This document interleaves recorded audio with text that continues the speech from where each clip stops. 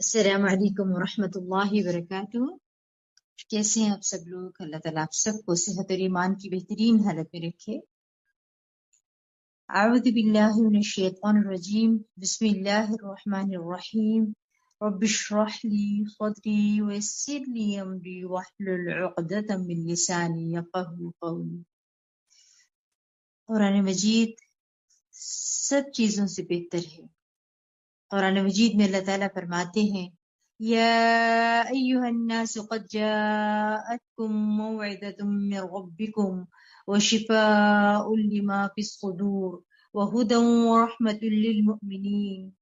لوگوں، تمہارے پاس تمہارے رب کی طرف سے نصیحت آ گئی ہے، یہ وہ چیز ہے جو دلوں کے امراض کی شفا ہے، اور جو اسے قبول کر لے ان کے لیے رہنمائی اور رحمت ہے۔ قل بفضل اللہ وبرحمتہ فبذلک فلیفرحوا هو خیر مما یجمعون۔ اے نبی کہو کہ یہ اللہ کا فضل اور اس کی مہربانی ہے کہ یہ چیز اس نے بھیجی، اس پر تو لوگوں کو خوشی منانی چاہیے، یہ ان سب چیزوں سے بہتر ہے جنہیں لوگ سمیٹ رہے ہیں۔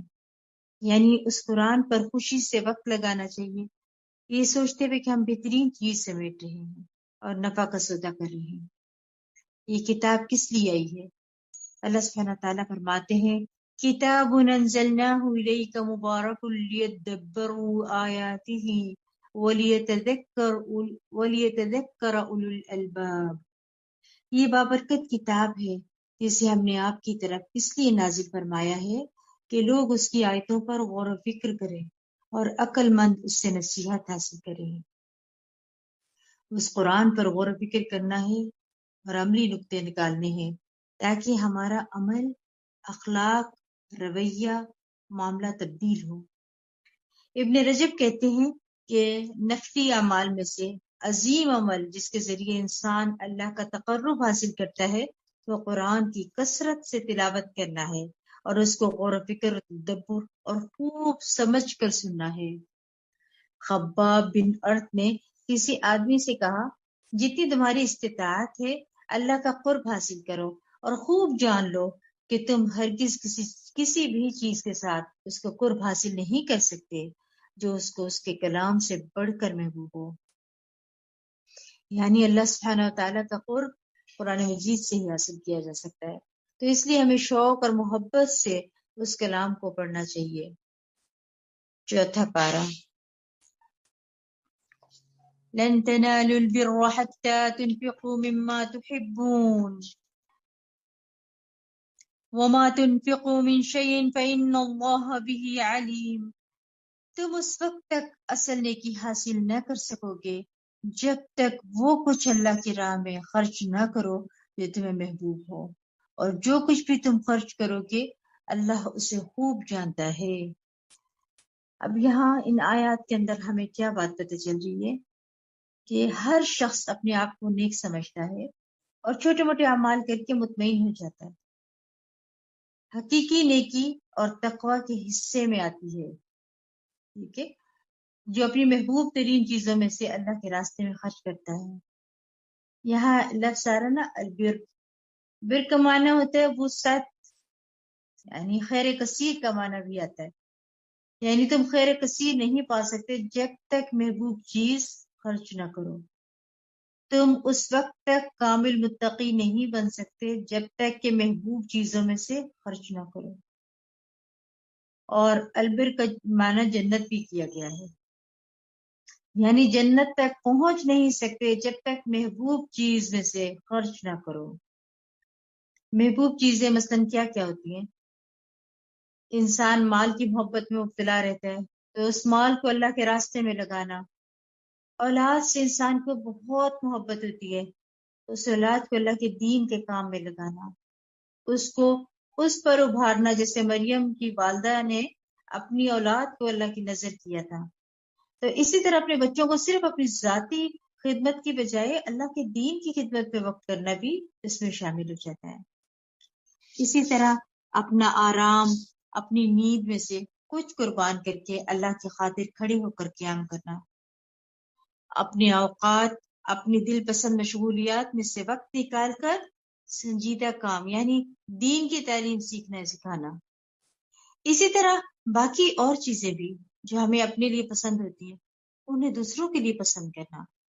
مال، اولاد، اپنا آرام، نیند، وقت، باقی وہ چیزیں جو ہمیں اپنے لیے پسند ہوتی ہیں ان سب چیزوں کو اللہ کے راستے میں خرچ کرنا اس میں شامل ہے. ٹھیک ہے. اور اگر غور کریں تو یہاں کیا پتہ چلتا ہے کہ ہمارا دین ہمیں اعلیٰ درجے کے اخلاقیات سکھاتا ہے کہ تم نیکی کے اعلیٰ درجے تک نہیں پہنچ سکتے یہاں تک کہ اس میں سے خرچ کرو جو تم پسند کرتے ہو، چاہے مال ہو، اولاد ہو، وقت، اپنی پسندیدہ چیز، جو بھی اللہ کے راستے میں خرچ کرو گے بس وہ خوب جاننے والا ہے. رسول اللہ صلی اللہ علیہ وسلم نے فرمایا اس ذات کی قسم جس کے ہاتھ میں میری جان ہے تم میں سے کوئی بندہ اس وقت تک مومن نہیں ہو سکتا جب تک اپنے بھائی کے لیے خیر میں سے وہی پسند نہ کرے جو اپنے لیے پسند کرتا ہے.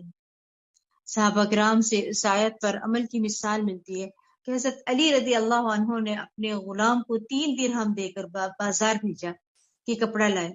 جب وہ لایا تو ان میں سے ایک کپڑا جو 2 درہم کا تھا اس کو چھو کر دیکھا، اس کی کوالٹی زیادہ اچھی تھی تو اسے اپنے غلام کو دیا کہ تم نوجوان ہو، تم یہ کپڑا زیادہ بہتر لگے گا تمہیں، اور میرے لیے یہ 1 درہم والا ہی کافی ہے. سبحان اللہ.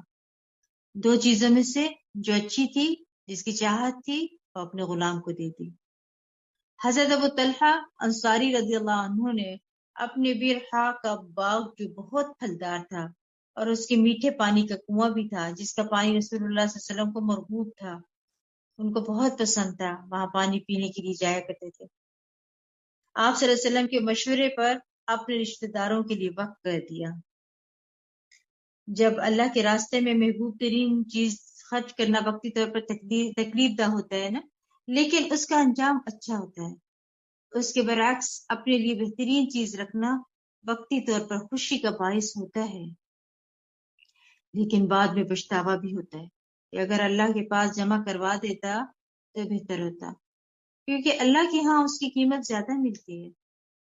حضرت عثمان رضی اللہ عنہ کا تجارتی قافلہ جب مدینہ آیا تو تاجر آ گئے اور اس کی قیمت لگاتے اور بڑھاتے گئے، مگر حضرت عثمان رضی اللہ عنہ نے یہ کہہ کر کہ اللہ سبحانہ تعالیٰ کے پاس مجھے اس کی زیادہ قیمت ملتی ہے، سارا غلہ مسلمانوں میں خرچ کر دیا.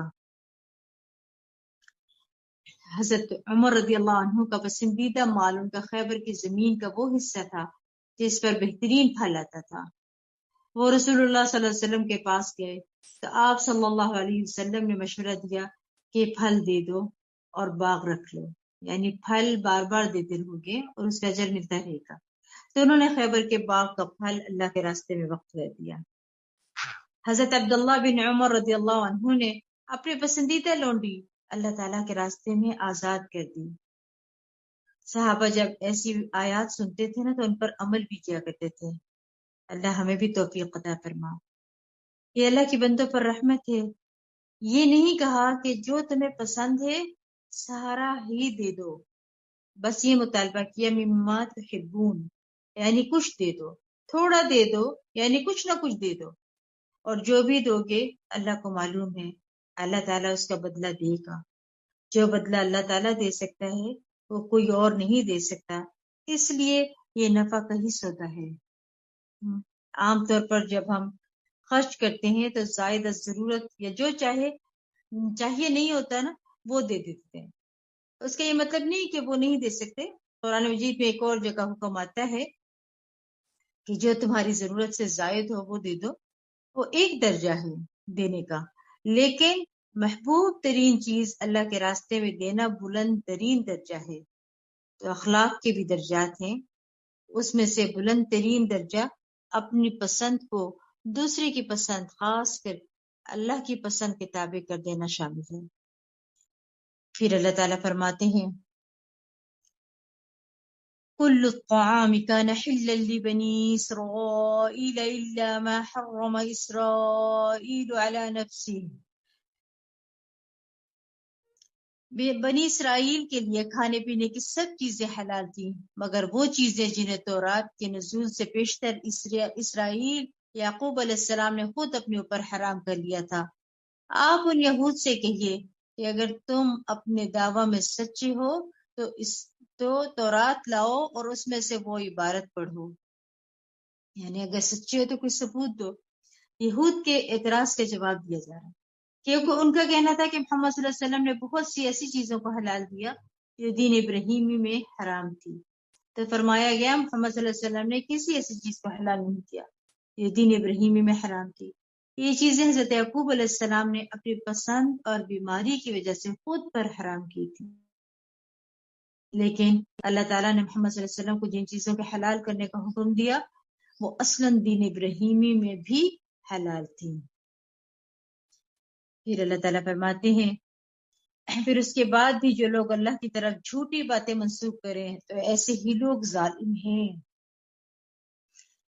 یعنی قرآن اور سنت سے کسی چیز کی دلیل مل جائے تو پھر اس کو جھٹلانا ظلم ہے۔ یاد رکھیے یہ بات۔ اہل کتاب اللہ تعالیٰ فرماتے ہیں آپ صلی اللہ علیہ وسلم ان سے کہیے کہ اللہ نے جو کچھ فرمایا ہے سچ فرمایا ہے، لہٰذا تمہیں حضرت ابراہیم علیہ السلام کے طریقے کی پیروی کرنا چاہیے جو اللہ ہی کے ہو گئے تھے اور وہ شرک کرنے والوں میں سے نہیں تھے۔ بلا شبہ سب سے پہلا گھر عبادت گاہ جو لوگوں کے لیے تعمیر کیا گیا وہی ہے جو مکہ میں واقع ہے، اس گھر کو برکت دی گئی اور تمام جہان والوں کے لیے مرکز ہدایت بنایا ہے۔ قرآن اور سنت جو ہے اس کے مطابق اپنے دین کو لے کر چلنا ہے نا۔ اہل کتاب کا اعتراض تھا کہ پہلے بیت المقدس کی طرف منہ کر کے نماز پڑھتے تھے، پھر جو اس کو چھوڑ دیا تو ان کو جواب دیا جا رہا ہے کہ پہلا قبلہ بیت اللہ ہی ہے اور وہ خطہ وہ گھر بابرکت ہے۔ برکت کا مطلب ہے کسی چیز میں اضافہ ہونا۔ حرم میں ایک نماز کا ثواب 1,00,000 کے برابر ہو جاتا ہے۔ سبحان اللہ، ایک نیک عمل کی کتنی برکت ہوئی۔ جیسے صدقہ وہاں کرتے ہیں، جو قرآن وہاں پڑھتے ہیں، جو عمرہ وہاں کرتے ہیں، جو حج کرتے ہیں، ان ساری عبادات کا اجر و ثواب کئی گنا زیادہ بڑھ جاتا ہے۔ آپس کی محبتوں کی برکت، سب کے ساتھ مل کر جو اجتماعی عبادت ہوتی ہے اس سے جو دلوں پر اثرات پڑتے ہیں اور اللہ کی محبت میں اضافہ ہوتا ہے وہ دنیا کی کسی خطے میں نہیں ہوتا، اس لیے اس کی برکتیں یہاں بتائی جا رہی ہیں۔ عمرہ اور حج کرنا فقر اور گناہوں کو بھی دور کرتا ہے۔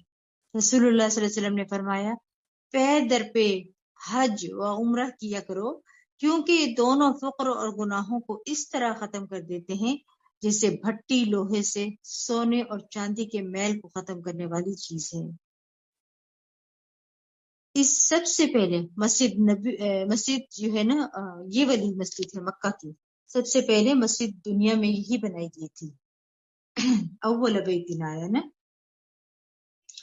پھر اللہ سبحانہ تعالیٰ فرماتے ہیں کہ اس میں کھلی نشانیاں ہیں جن میں سے ایک حضرت ابراہیم علیہ السلام کا مقام عبادت ہے۔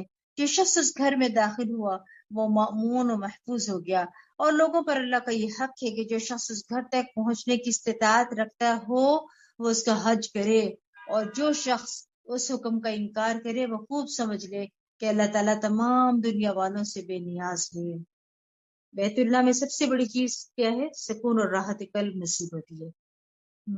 مشقت تو ہوتی ہے، پہلے زمانے میں اونٹوں خچروں پر سفر، آج کل کے گھنٹے انسان لائنوں میں لگتا ہے اور مشقت ہوتی ہے، جیسے خاص طور پہ واش روم جانا ہو، بہت دور ہوتے ہیں پھر انتظار کرنا پڑتا ہے، لیکن وہاں کی عبادت ان سب سے بڑھ کر ہے۔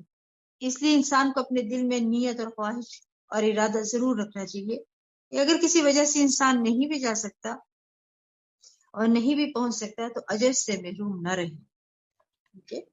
نیت ضرور کر لیں کہ میں حج اور عمرے پہ جاؤں گی انشاءاللہ۔ آپ ان اہل کتاب سے کہیے کہ تم اللہ کی آیات کا کیوں انکار کرتے ہو، حالانکہ جو کچھ تم کرتے ہو اللہ سب کچھ دیکھ رہا ہے۔ کہو اہل کتاب، جو شخص ایمان لاتا ہے تم اسے اللہ کی راہ سے کیوں روکتے ہو؟ تم یہ چاہتے ہو کہ وہ ٹیڑھی راہ پر چلے؟ حالانکہ تم خود اس کی راہ راست پر ہونے کی گواہ ہو، اور جو حرکتیں تم کر رہی ہو اللہ ان سے بے خبر نہیں۔ یا ایھا الذین آمنوا ان تطیعوا فریقا من الذین اوتوا الکتاب یردوکم بعد ایمانکم کافرین۔ اے ایمان والو، اگر تم اہل کتاب کے ایک گروہ کی بات مان لو گے تو یہ تمہاری ایمان لانے کے بعد تمہیں کافر بنا کے چھوڑیں گے، اور تم کفر کر بھی کیسے سکتے ہو جبکہ تم پر اللہ کی آیات پڑھی جاتی ہیں اور اللہ کا رسول تمہارے درمیان موجود ہے، اور جو شخص اللہ کا دامن مضبوط سے تھام لے گا وہ ضرور راہ راست تک پہنچ جائے گا۔ اصل میں نا مدینہ کے یہود کی مسلمانوں سے ضد اور دشمنی تھی کہ وہ اللہ کے دین کو چھوڑ دیں، لیکن اللہ کے رسول صلی اللہ علیہ وسلم وہاں موجود تھے۔ ان کی دی ہوئی تعلیم اور خاص طور پر قرآن کی آیات یہ ایسی چیز تھی جو مسلمانوں کی استقامت کا باعث تھی۔ آج بھی اگر ہم اپنی اولاد کو دین پر لانا چاہتے ہیں نا تو اس کے لیے ضروری ہے کہ قرآن کے ساتھ ہمیشہ کا سفر جاری رکھیں، قرآن مجید پر استقامت کے ساتھ اس کی تلاوت، اس پر غور و فکر اور عمل بھی کرتے رہیں، تو اس کے ذریعے اللہ تعالیٰ حق پر ہدایت پر قائم رکھے گا انشاءاللہ۔ کوئی بھی شخص اسلام سے اس وقت تک دور ہو جاتا ہے جب وہ اس کی سمجھ نہیں رکھتا، جب وہ قرآن آیات کی حکمت اور مصلحتوں کو سمجھتا نہیں ہے، تو ہمیں کیا کرنا ہے؟ خود پہلے سمجھ بوجھ پیدا کرنی ہے، پھر اپنے اولاد کو بھی قرآن کے ساتھ جوڑنا ہے۔ پھر اللہ تعالیٰ فرماتے ہیں یا ایھا الذین آمنوا اتقوا اللہ حق تقاتہ ولا تموتن الا وانتم مسلمون۔ اے ایمان والو، اللہ سے ایسے ڈرو جیسے اس سے ڈرنے کا حق ہے، اور تمہیں موت نہیں آنی چاہیے مگر اس حال میں کہ تم مسلمان ہو، یعنی اللہ کے نام پر مر مٹو، یعنی اس کی ہر نافرمانی سے بچو۔ خوشخبری ہے اس شخص کے لیے نا جس کا آخری کلام لا الہ الا اللہ ہوگا، تو کثرت سے اس کلمے کو پڑھنا چاہیے۔ یہ سعادت اسی کو نصیب ہوتی ہے جو دنیا میں اس کو سمجھے، اس پر یقین رکھے اور اس کا ورد بھی کرتا رہے، ایسے نہیں ملتی ہے سعادت۔ اتقوا اللہ حق تقاتہ، ایمان والوں کو حکم دیا جا رہا ہے کہ اللہ سے ڈرو جیسا ڈرنے کا حق ہے۔ اس کا مطلب یہ نہیں کہ مایوسی کا شکار ہو کر الگ بیٹھ جاؤ یا لوگوں سے ملنا جلانا چھوڑ دو کہ ہمیں ڈر لگ رہا ہے، نہیں، اس لیے میں نے جاب چھوڑ دی ہے کہ مجھے ڈر لگ رہا ہے اللہ سے، یا مجھے اللہ سے ڈر لگتا ہے اس لیے میں شادی نہیں کروں گی، مجھے اللہ سے ڈر لگتا ہے اس لیے بچے پیدا نہیں کروں گی۔ ترک دنیا اللہ کا ڈر نہیں ہے، دنیا میں رہتے ہوئے اللہ کے حکم کے مطابق کام کرنا، اس کو کہتے ہیں اتق اللہ۔ اس لیے ابن مسعود، حسن بصری، قتادہ، مقاتل اور اکرمہ کہتے ہیں کہ اتق اللہ حق تقاتی کا مطلب یہ ہے کہ اس کی اطاعت کی جائے اور اس کی نافرمانی نہ کی جائے، اس کا شکر بجا لایا جائے اور اس کی ناشکری نہ کی جائے، اس کا ذکر کیا جائے اور اس کو بھلا یعنی بھلایا نہ جائے اللہ سبحانہ تعالیٰ کو، ٹھیک ہے، اس چیز کو کہتے ہیں اتق اللہ۔ رسول اللہ صلی اللہ علیہ وسلم نے فرمایا اتق اللہ حیثما کنت، تم جہاں کہیں بھی ہو اللہ سے ڈرتے رہو۔ پھر اللہ سبحانہ تعالیٰ فرماتے ہیں کہ وَاعْتَصِمُوا بِحَبْلِ اللَّهِ جَمِيعًا وَلَا تَفَرَّقُوا وَاذْكُرُوا نِعْمَةَ اللَّهِ عَلَيْكُمْ إِذْ كُنتُمْ أَعْدَاءً فَأَلَّفَ بَيْنَ قُلُوبِكُمْ فَأَصْبَحْتُمْ بِنِعْمَتِهِ إِخْوَانًا، اور اللہ کی رسی کو مضبوطی سے تھام لو اور تفرقہ میں نہ پڑو، اور اللہ کی اس نعمت کو یاد کرو جس نے تم پر اس وقت کی جب تم ایک دوسرے کے دشمن تھے، پھر اللہ نے تمہارے دلوں میں الفت ڈال دی تو تم اس کی مہربانی سے بھائی بھائی بن گئے، اور تم تو آگ کے گڑھے کے کنارے پر کھڑے تھے کہ اللہ نے تمہیں اس سے بچا لیا۔ اللہ تعالیٰ اسی انداز سے اپنی نشانیاں بیان کرتا ہے تاکہ تم راہ راست کو پا سکو۔ یعنی یہاں پہ اللہ کی رسی کی بات ہو رہی ہے نا، وَاعْتَصِمُوا بِحَبْلِ اللَّهِ، یہ اللہ کی رسی ہے کیا؟ رسول اللہ صلی اللہ علیہ وسلم نے فرمایا اللہ کی کتاب ہی اللہ کی وہ رسی ہے جو آسمان سے زمین تک لٹکی ہوئی ہے، جو قرآن اس وقت ہمارے ہاتھوں میں ہے۔ یہ قرآن کیا ہے؟ اللہ کی رسی، یعنی قرآن کو تھامنے سے اللہ سے تعلق مضبوط رہے گا، اور جب اللہ سے تعلق مضبوط رہے گا نا تو بھٹکو گے نہیں۔ اور یہاں پر صرف یہ نہیں کہا گیا کہ اس کو اکیلے پکڑو، بلکہ کہا گیا جمیعاً، اکٹھے ہو کر اس رسی کو یعنی یہ قرآن کو پکڑ لو۔ رسول اللہ صلی اللہ علیہ وسلم نے فرمایا بے شک اللہ تم سے 3 باتوں سے راضی ہوتا ہے اور 3 باتوں سے ناراض ہوتا ہے، وہ تمہارے لیے پسند کرتا ہے کہ اس کی عبادت کرو اور اس کے ساتھ کسی کو شریک نہ ٹھہرو۔ نمبر 2، اور تم سب اللہ کی رسی کو مضبوطی سے پکڑے رکھو۔ یہ اللہ کا حکم ہے اور قرآن میں بھی اس کی وضاحت آ گئی ہے، دیکھ لیں۔ اور نمبر 3، جن حکمرانوں کو اللہ نے تمہاری ذمہ داری سونپی ہے ان کی خیر خواہی کرو۔ اور 3 ناپسندیدہ باتیں کون سی ہیں؟ ایک یہ کہ وہ تمہارے لیے قیل و قال، بیکار قصے، کہانیاں جس سے کوئی فائدہ نہ ہو، کسی کے علم میں اضافہ نہ ہوتا ہو، فلاں یہ کہتا ہے فلاں وہ کہتا ہے، بعض اوقات وہ باتیں غیبت میں ڈھل جاتی ہیں، اس چیزوں کو اللہ تعالیٰ ناپسند کرتا ہے۔ اور نمبر 2، کثرت سوال، یعنی کسی نے ایک مسئلہ بتایا، اس پر ایک اور سوال کر دیا، اس پر ایک سے اور سوال کر دیا، جیسے بنی اسرائیل نے بہت سوال کیے تھے نا، اس طرح آج کل زکوٰۃ کے معاملے میں سوالات لوگ کر رہے ہیں کہ رمضان آ رہا ہے، لوگوں نے زکوٰۃ نکالنی ہوتی ہے، تو زکوٰۃ دینے سے بچنے کے لیے کہ کہیں ہمیں زکوٰۃ نہ دینی پڑ جائے، بہت سے ہیلے بہانے کریں۔ اچھا اگر ایسے کریں تو ہو سکتا ہے پھر اگر ہم ان کو دے دیں تو پھر ایسے ہو سکتا ہے، بلا وجہ کے سوال صرف اس لیے کہ میں اس سے بچ جاؤں۔ یہ نمبر 3، اللہ تعالیٰ مال ضائع کرنے کو ناپسند کرتا ہے۔ ضرورت کی جگہوں پر تو مال خرچ کرنا چاہیے نا، یعنی یہ نہیں کہ وہ نہیں خرچ کرنا، لیکن اسراف نہیں کرنا چاہیے۔ مال ضائع کرنا پسندیدہ عمل ہے۔ اور یہاں خاص طور پر جس چیز کا حکم دیا جا رہا ہے وہ یہ کہ آپس میں جڑے رہو، دلوں کا اتحاد ہو۔ حدیث کے مطابق ہے کہ بے شک مومن دوسرے مومن کے لیے عمارت کی طرح ہوتا ہے، اس کا ایک حصہ دوسرے حصے کو قوت پہنچاتا ہے۔ اور آپ صلی اللہ علیہ وسلم نے اپنے ہاتھ کی انگلیوں کو دوسری انگلیوں میں ڈال کر دکھایا۔ اور یہ صرف جڑنا ہی نہیں بلکہ دل بھی جڑے ہوئے ہوں نا۔ اینٹوں سے اس وقت تک دیوار نہیں بن سکتی نا جب تک وہ جڑی نہ ہو۔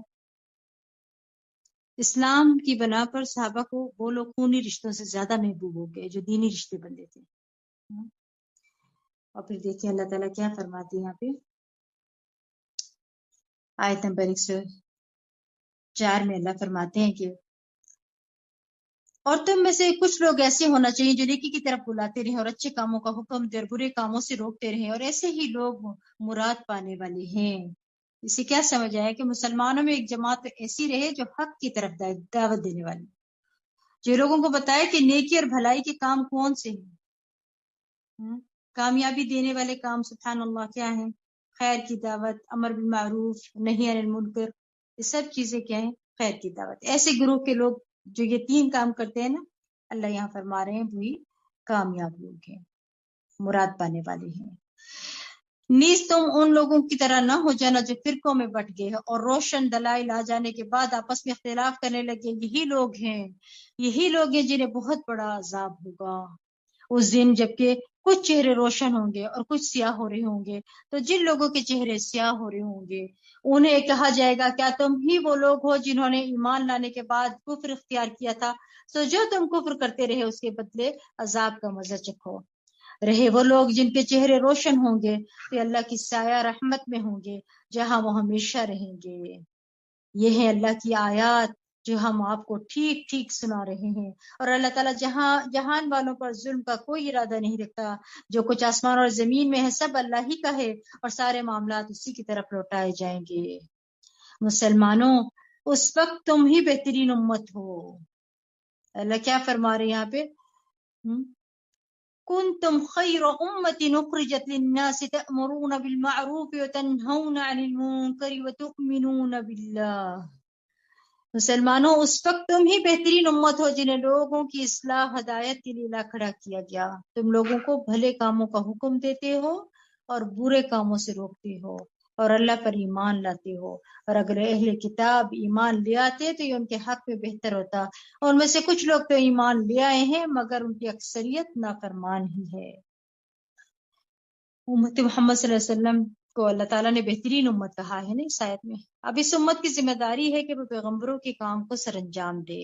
دین کا کام، قرآن کا پڑھنا پڑھانا، یہ انبیاء کی وراثت ہے۔ پیغمبروں کے آنے کا سلسلہ ختم ہوا ہے، اب لوگوں کو خیر اور نیکی کی طرف بلانا اب اس امت کی ذمہ داری ہے۔ امت کا ایک ہراول دستہ جو ہے، جو ایک گروہ کی شکل میں باقاعدہ منصوبہ بندی اور پلاننگ کے ساتھ دین کی دعوت کا کام کرے، رکنا نہیں چاہیے دین کے کام، دعوت کا کام، لیکن اس کے بعد ہر امتی اپنی اپنی جگہ دین کا داعی ہے اور اس کو بحیثیت مسلمان کے اچھے اخلاق اور معاملات کا مظاہرہ کرنا چاہیے، اور کہیں پہ بھی ہو، چاہے بزنس میں ہے، چاہے جاب کر رہا ہے، مرد ہے یا عورت، بوڑھا ہے کہ جوان، سب دین کے داعی ہیں، تاکہ لوگ دیکھیں تو کہیں کہ یہ لوگوں کے سچے خیر خواہ ہیں، ان کی مدد کرنے والے ہیں، انسانیت کے سب سے زیادہ علمبردار ہیں۔ کیوں؟ کیونکہ یہ دوسروں کو تکلیف نہیں دیتے، یہ دھوکہ نہیں دیتے، جھوٹ نہیں بولتے، یہ لعنت ملامت فساد اور دنگل نہیں کرتے۔ لیکن افسوس آج امت ان بہترین اخلاقیات اور کردار سے محروم ہو گئی ہے، اور انہوں نے اپنے دین کے ان مخصوص شعارات پہ چھوڑ کر دین کو چند مخصوصی رسمی عبادات تک محدود کر دیا ہے، اور اس کے کہتے ہیں بس یہی ہمارا دین ہے۔ دین محض ذاتی عبادات کا نام نہیں ہے۔ آپ کے روزے کا فائدہ آپ کو ہوگا، دوسروں کو اس وقت ہوگا جب آپ روزہ رکھ کر جھوٹ بولنا چھوڑیں گے، لڑائی جھگڑا چھوڑیں گے۔ افسوس یہ ہے کہ آج ہم صرف اپنے اپنے ذاتی مفادات اور ذاتی اغراض میں مبتلا ہو کر دنیا کی ترقی کے لیے کوشاں ہیں اور انسانیت کی بھلائی کے کام بھول گئے۔ کسی کی بھی سب سے سچی خیر خواہی یہی ہے نا کہ اسے صحیح بات بتائی جائے تاکہ وہ بر وقت نقصان سے بچ سکے، ساتھ ہی برائی سے روکے۔ اچھا، بعض اوقات نا ہم مروت کے مارے کسی کو صحیح بات نہیں بتاتے کہ کہیں میں ناراض نہ ہو جائے۔ اور پھر یہاں ہے نا وَتُؤْمِنُونَ بِاللَّهِ، یہاں امر بالمعروف پہلے اور ایمان بعد میں آیا ہے، کیونکہ ایمان کی تکمیل ہی تأمرون بالمعروف وتنہون عن المنکر سے ہوتی ہے۔ معروف کسے کہتے ہیں؟ یعنی ہر وہ کام جس کا کرنا سب کے سامنے معلوم ہو اور وہ اچھا اور بہتر سمجھا جاتا ہے۔ انسان کی عقل فطرت اسے صحیح قرار دیتی ہے، اور ایمان والوں کے نزدیک وہ کام برا نہ سمجھا جاتا ہو، اسی لیے اللہ کی اطاعت کو معروف کا نام دیا گیا ہے۔ اور المنکر بنیادی طور پر ہر وہ کام جسے اللہ تعالیٰ ناپسند کرتے ہیں، اور ایمان والے بھی اسے برا خیال کرتے ہیں۔ انسان کی فطرت و عقل بھی اس کا انکار کرتی ہے۔ ٹھیک ہے، امر بالمعروف نہی عن المنکر اسلام کے دیگر ارکان کی طرح ایک فرض رکن ہے۔ اس کو یہ نہیں کرنا کہ یہ بس ہمارا کام نہیں ہے، نہیں، اللہ نے کہا ہے، حکم دیا ہے تو ہمارا کام ہے، کہیں کچھ دیکھے تو ہمیں روکنا ہے۔ نبی کریم صلی اللہ علیہ وسلم نے فرمایا اسلام کے 8 حصے ہیں، اسلام نماز، زکوٰۃ، روزہ، حج بیت اللہ، امر بالمعروف نہی عن المنکر، جہاد فی سبیل اللہ۔ وہ شخص ناکام اور نامراد ہوا جس کے لیے ان میں سے کوئی حصہ نہیں ہے۔ یہ دیکھ لیں، حدیث ہے۔ یہاں امر بالمعروف الگ رکن ہے، نہی عن المنکر الگ رکن ہے، اس کے بعد جہاد فی سبیل اللہ کی بات ہے۔ ٹھیک ہے، عام طور پر لوگوں میں غلط فہمی پائی جاتی ہے نا، وہ سمجھتے ہیں کہ جہاد کے معنی قتال سمجھتے ہیں نا، لیکن اگر جہاد کے معنی ہیں حتی المکان جدوجہد، اللہ کے دین سیکھنے سکھانے، لوگوں تک خیر لے جانے، ان سے شر کو روکنے اور لوگوں کی فلاح و بہبود کے کام کرنے، جیسے بیوہ اور یتیم کے لیے بھاگ دوڑ کرنے والا بھی کیا کرتا ہے؟ فی سبیل اللہ ہوتا ہے۔ ان سب کے لیے ضروری ہے کہ انسان دین کے ان ارکان کو سمجھنے والا اور ان پر عمل کرنے والا ہو۔ حضرت عائشہ رضی اللہ عنہ فرماتی ہیں کہ ایک بار رسول اللہ صلی اللہ علیہ وسلم تشریف لائے تو میں نے محسوس کیا کہ آپ صلی اللہ علیہ وسلم کی طبیعت میں کچھ گھٹن ہے۔ وضو کیا اور کسی سے بات کیے بغیر چلے گئے۔ میں نے حجروں کے پاس ہو کر سنا آپ صلی اللہ علیہ وسلم یہ فرما رہے تھے، اے لوگوں، اللہ عز و جل فرماتا ہے لوگوں بھلائی کا حکم دو اور برائی سے منع کرو، اس سے پہلے کہ تم مجھے پکارو اور میں تمہاری دعائیں قبول نہ کروں۔ ذرا غور کریے گا حدیث پہ، تم مجھ سے کچھ سوال کرو اور میں تمہیں کچھ عطا نہ کروں، اور تم مجھ سے مدد مانگو اور میں تمہاری مدد نہ کروں۔ آج اب دیکھیے مسلمانوں نے یہ کام چھوڑ دیا نا تو ان کے ساتھ کیا حال ہوا۔ دنیا میں جگہ جگہ جو حالات ہیں نا وہ ہم سب کو معلوم ہے کیا ہو رہا ہے ہر طرف۔ پھر اللہ سبحانہ تعالیٰ فرماتے ہیں لَن يَضُرُّوكُمْ إِلَّا أَذًى، یہ لوگ معمولی تکلیف پہنچانے کے سوا تمہارا کچھ بھی بگاڑ نہیں سکتے۔ اگر یہ لوگ تم سے جنگ کرے تو تم دم دبا کر بھاگ نکلیں گے، پھر انہیں کہیں سے بھی مدد نہ مل سکے گی۔ جہاں بھی یہ لوگ پائے جائیں ذلت ان کے مقدر کر دی گئی ہے، اللہ یہ کہ اللہ کی یا دوسرے لوگوں کی ذمہ داری میں پناہ لے لیں۔ یہ لوگ اللہ کے غضب میں گھر چکے ہیں اور محتاجی ان پر مسلط کر دی گئی ہے۔ یہ اس لیے ہوا کہ وہ اللہ کی آیات کا انکار کرتے تھے اور انبیاء کو ناحق قتل کر دیتے تھے، اور اس کی وجہ یہ تھی کہ وہ نافرمان تھے اور اللہ کی حدود سے آگے نکل جاتے تھے۔ یہ کیا فرمائے، یہ اہل کتاب بھی سارے ایک جیسے نہیں ہیں، ان میں سے کچھ ایسے بھی ہیں جو حق پر قائم رہنے والے ہیں، وہ دن رات اللہ کی آیات پڑھتے اور سجدہ ریز ہوتے ہیں۔ یہاں بہترین خوبیوں کا ذکر ہے۔ کس چیز کی؟ دیکھیں، ایمان لانے کے بعد ایمان کی سچائی کا اظہار کی نعمال سے ہوگا وہ بتایا جا رہا ہے کیا کہا ہے؟ قیام اللیل کی فضیلت پتہ چل رہی ہے، اور خاص طور پر آج کل اس کا ضرور اہتمام کرنا چاہیے.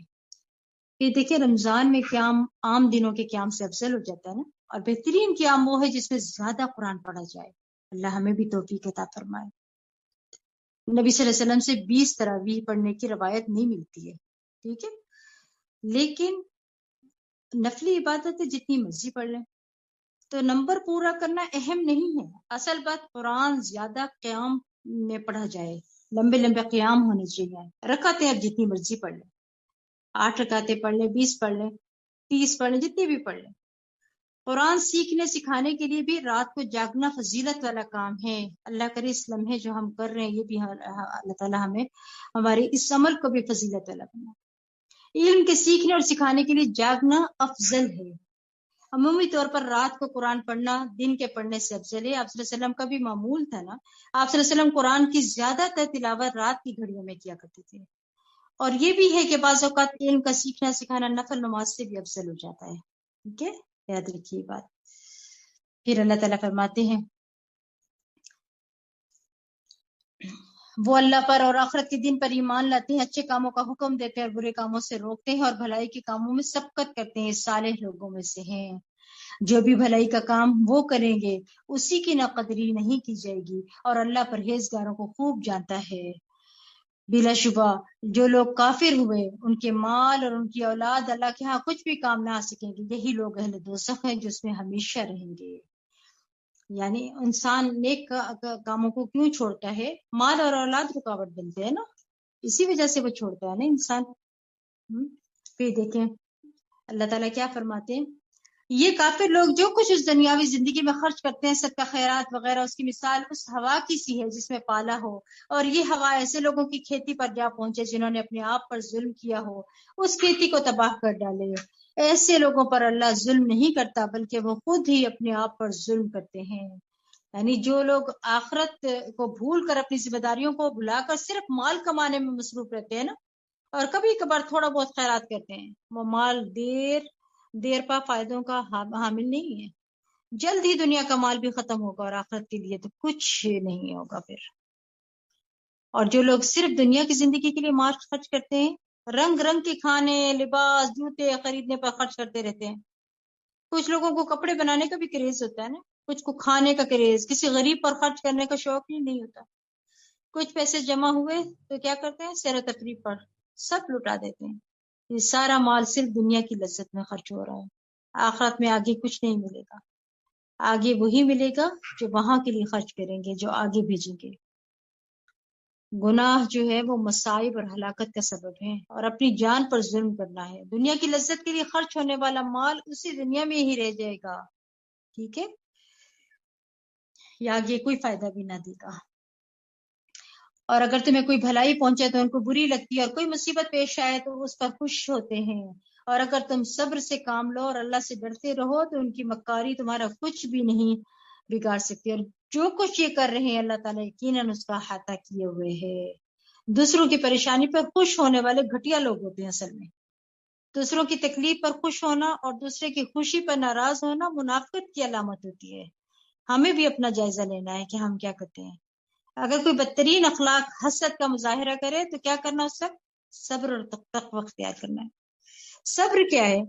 ایسے رویہ اختیار نہیں کرنا جو دوسرا کر رہا ہے، ٹھیک ہے. اور دوسرا ہے تقوی. ایک ہے صبر اور دوسرا ہے تقوی. تقوی انسان کو روک لیتا ہے کسی بھی غلط بات سے. اور آپ کو معلوم ہے برے دوست ہر جگہ ہوتے ہیں. ایسے برے دوستوں سے پناہ مانگنی چاہیے جو ظاہر میں محبت کا اظہار کرے اور اندر سے جڑے کاٹیں. وہ دعا ہے نا جو ہمارے پیارے نبی صلی اللہ علیہ وسلم نے سکھائی ہے، اللہم انی اعوذ بک من جار السوء ومن زوج تشیبنی قبل المشیب ومن ولد یکون علی ربا ومن مال یکون علی عذابا ومن قلیل ماکر عیناہ ترانی وقلبه یرعانی ان را حسنة دفنها واذا رآ سیئة اذاعها. اے اللہ میں تیری پناہ طلب کرتا ہوں برے پڑوسی سے اور ایسے ساتھی سے جو مجھے بڑھاپے سے پہلے بوڑھا کر دے. یہ ساتھی کیا ہوتا ہے؟ یعنی شوہر یا پھر بیوی، دونوں کے لیے استعمال ہو رہا ہے. اور بچوں کو تو شادی سے پہلے بھی یہ دعائیں پڑھنی چاہیے تاکہ اللہ تعالیٰ بہترین ساتھی عطا فرمائے.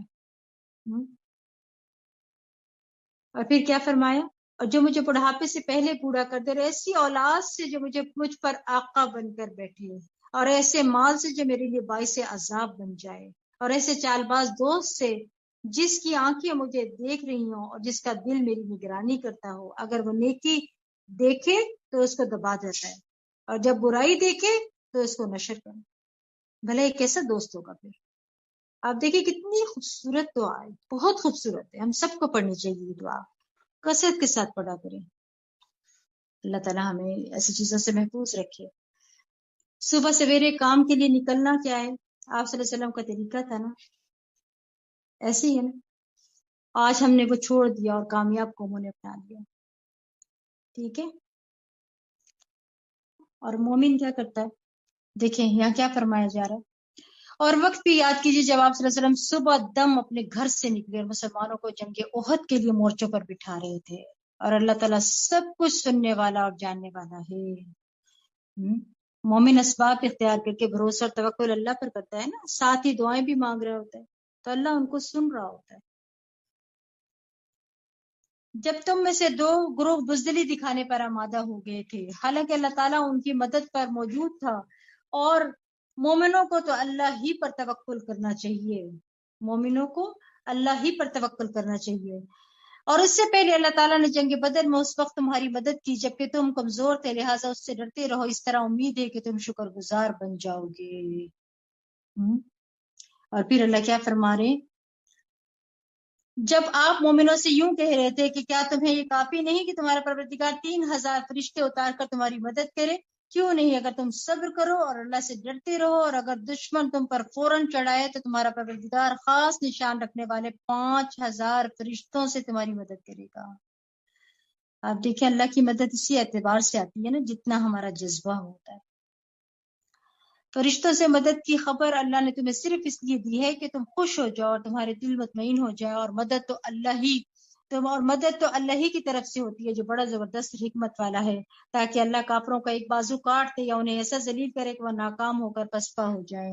اے نبی صلی اللہ علیہ وسلم، آپ کا اس بات میں کچھ اختیار نہیں، اللہ چاہے تو انہیں معاف کر دے، چاہے تو سزا دے، وہ بہرحال ظالم تو ہے ہی۔ جو کچھ آسمان اور زمین میں ہے سب اللہ کا ہی ہے، وہ جسے چاہتا ہے معاف کر دیتا ہے اور جسے چاہتا ہے سزا دیتا ہے، وہ بخش دینے والا اور نہایت رحم کرنے والا ہے۔ یا ایھا الذین آمنوا لا تأکلوا الربا اضعافا مضاعفة واتقوا اللہ لعلکم تفلحون۔ اے ایمان والو، دگنا چگنا کر کے سود مت کھاؤ، اور اللہ سے ڈرتے رہو تاکہ تم آخرت میں نجات پا سکو۔ دیکھیں آپ یہاں پہ جنگ احد کے ساتھ سود کا ذکر کیوں آیا ہے؟ مشکل آئی ہے، مال کی محبت کی وجہ سے آئی تھی۔ مال کی محبت انسان کے لیے ناکامی کا باعث بنتی ہے، اگر اس میں مشغول ہو کر اپنے مقصد کو بھول جائے انسان تب۔ اور اس آگ سے بچو جو کافروں کے لیے تیار کی گئی، اور اللہ اور اس کے رسول کی اطاعت کرو تاکہ تم پر رحم کیا جائے، اور اپنے پروردگار کی بخشش اور اس جنت کی طرف دوڑ کر چلو۔